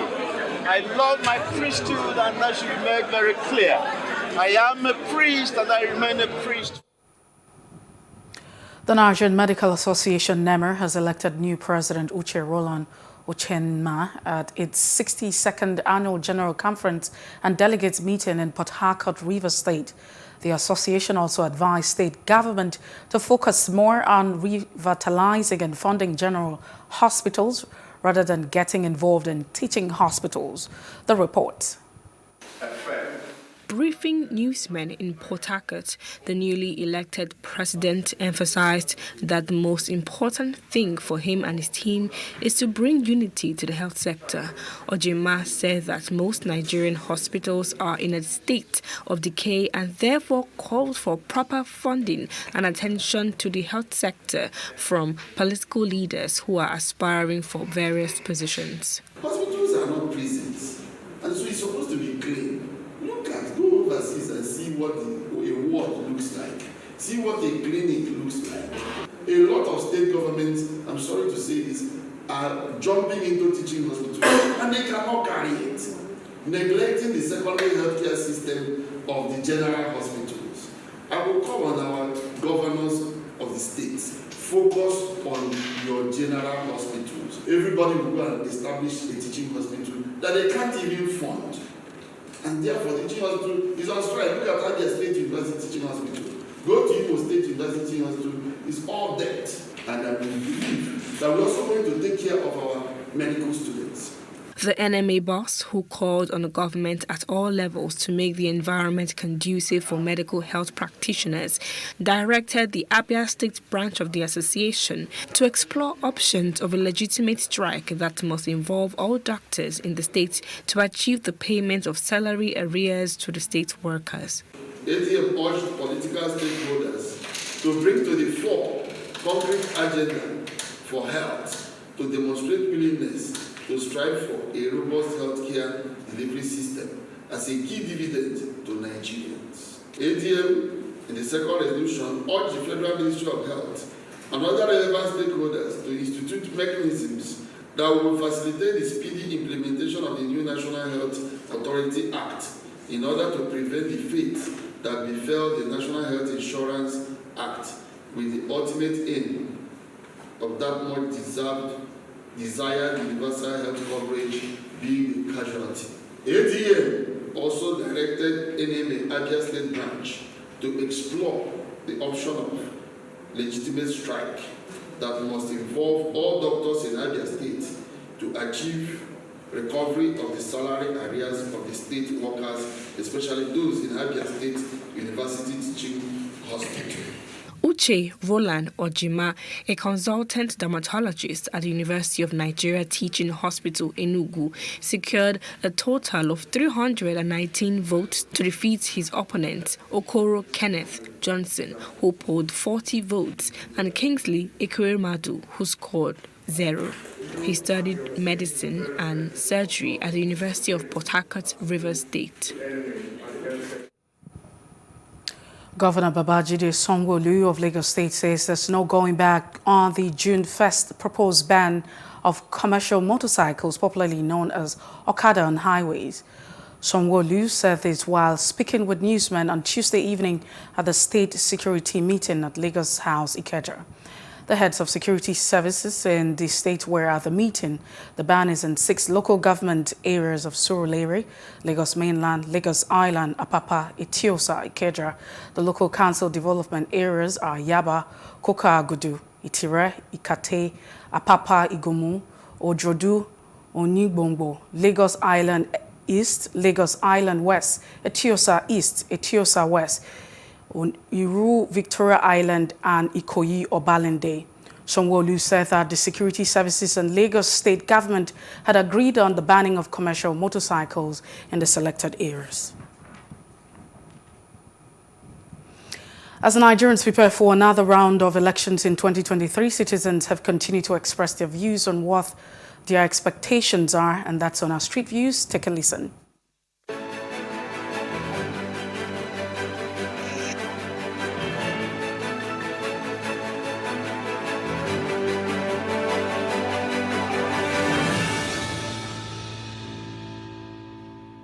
Well, basically, at the moment, the situation in town, the situation of the country determines the wave of how an election goes. The government of the day are so much messed up, and even the blind and the deaf in the society can tell. So for 2023, I believe that it's going to be about the corporate need of the society beyond individualisms. Because if we don't get it right this time as a corporate society, we cannot get it out again. So basically, the performance of the present government will determine the result of this 2023 election. Well, hopefully, I'm expecting the power to change from the ruling party to the other party, which is PDP, because I think every part of every corner of the country, they are tired of the ruling party, which is the APC, because instead of things to like being stabilized in a way, it's getting too hard for people to, so people can't bear it anymore. That's my views on it. Yes, we've been hearing that too, but people are tired of suffering. So I believe people will come out to vote for their choice. That will really make peace. Because imposing people on party members have always brought menace to our society. When people vote for their right choice and the right choice wins, it brings peace to the world. So I believe at this election, people will vote for their right choice.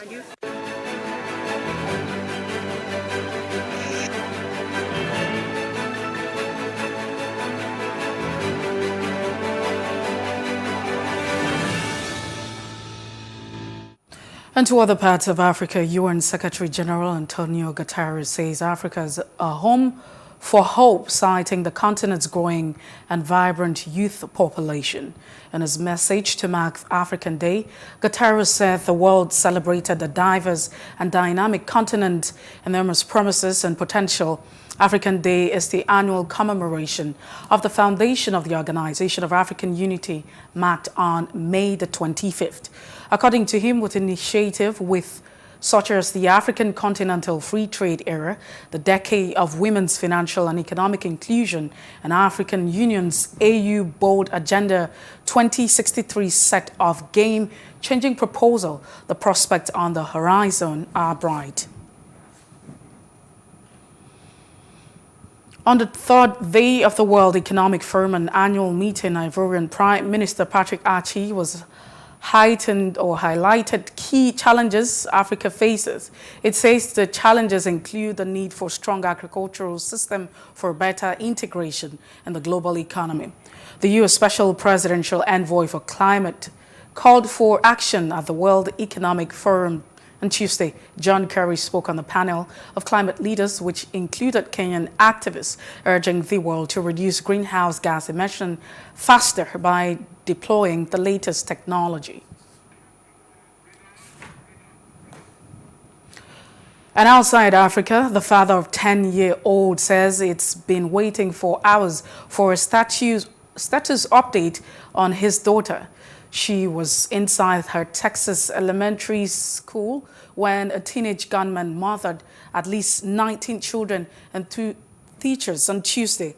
Alfred Garaz said he's not received any information about whether his daughter, Amy Jo, was injured or killed in the attack. The carnage began with a 10-year-old suspect identified as Salvador Ramos shooting his own grandmother, who survived.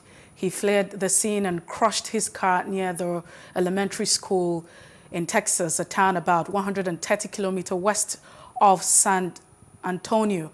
There be a bloody rampage that ended when he was killed apparently and was shot by the police.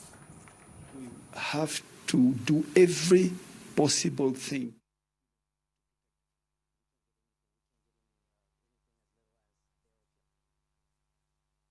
Has asked Americans to stand up to the gun lobby and pressure members of the Congress to pass sensible laws. After the killings in Texas school, Biden ordered the flags at the White House and the U.S. federal and public buildings to be flown at half-staff until sunset on May the 28th. As a nation, we have to ask, when in God's name are we going to stand up to the gun lobby? When in God's name we do what we all know in our gut needs to. And in business news, as global financial outlook continues to look dimmer with a prolonged war in Ukraine, many African countries are bracing themselves to ride out the storm. This year's theme focuses on how to achieve climate resilience and a just energy transition for Africa. Take a listen. The African Development Bank annual meeting happening in Accra gave the opportunity for leaders to discuss the challenges that pandemic-induced losses in revenue have had on infrastructure. Ramping up climate finance was also a hot topic. This year's theme focuses on how to achieve climate resilience. I believe the biggest challenge that Africa is facing is climate change. How the continent needs to adapt to all that is happening, but also how to enable Africa to open up to financial instruments in order to accelerate the development of the continent. We need roads, we need ports, we need railroads, and just motorway in order to move goods from point A to point B. Today, the infrastructure deficit has an impact on GDP and growth. We have challenges in terms of youth unemployment. We have challenges in having over 50% of the population today that are women that are not employed, and they are disproportionately affected by climate change because a lot of them are subsistence farmers. While acknowledging the negative impact disruptions to global supply chains had on many Africans, the South African Commissioner to Ghana highlighted the key role institutions like the AfDB can play. It's not to look at the challenges towards Africa's development, but look at the opportunities, and that's why we're here, to leverage on the opportunities, especially institutions like multilateral institutions like the African Development Bank, in terms of just charting forward the development trajectory of the continent. On Monday, the AFDB approved the $1.5 billion emergency program to alleviate the impact of worsening food insecurity across the continent. So there is need for African countries producing the goods they are consuming. This is most important in the framework of the African Continental Free Trade Area that provides, a continental market of nearly 1.3 billion people with a combined GDP of $3 trillion, which is an opportunity to accelerate structural transformation and industrialization. These week-long annual meetings have brought together several central bank governors, ministers and delegates to discuss the impact of climate change across Africa and ways in which governments can build resilience and achieve efficient energy transitions. And in entertainment news, fast-rising actor and producer Elisha Adekoye, popularly called Dolly Wike, has accused some prominent actors and actresses of refusing to show up to take up their roles after being paid for their collaboration during film production. Dolly Wike, while lamenting the situation, said despite making financial commitment to the prominent thespians and expending huge monies on securing equipment needed for film production, the actors usually visiting the location to commence shooting of his movies. He stated that the refusal for prominent actors to honor their agreement despite being paid had resulted in financial loss. Dolly Wike urged the Theatre Arts and Motion Picture Producers Association of Nigeria to put an end to such practices by imposing sanctions on any actor or actress that defaults showing up in their role after being paid. And that's it on the news update. For more stories, please follow us on Facebook, Twitter, and Instagram, and visit our website at www.plustvafrica.com. And do subscribe to our YouTube channel at Plus TV Africa and Plus TV Africa Lifestyle. I am Messi Boko. Many thanks for watching.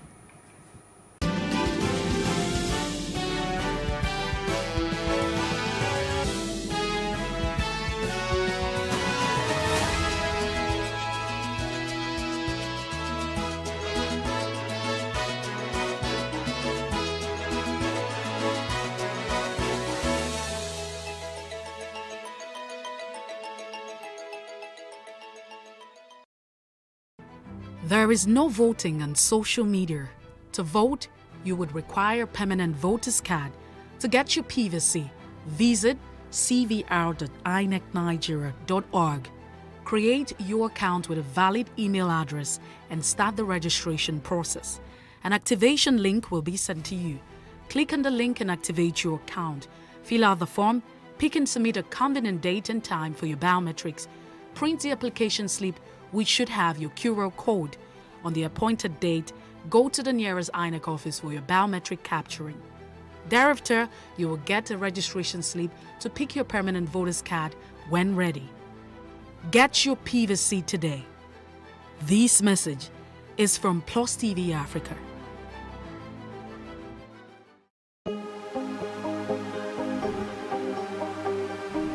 This is it for upcoming artists to blow in Nigeria.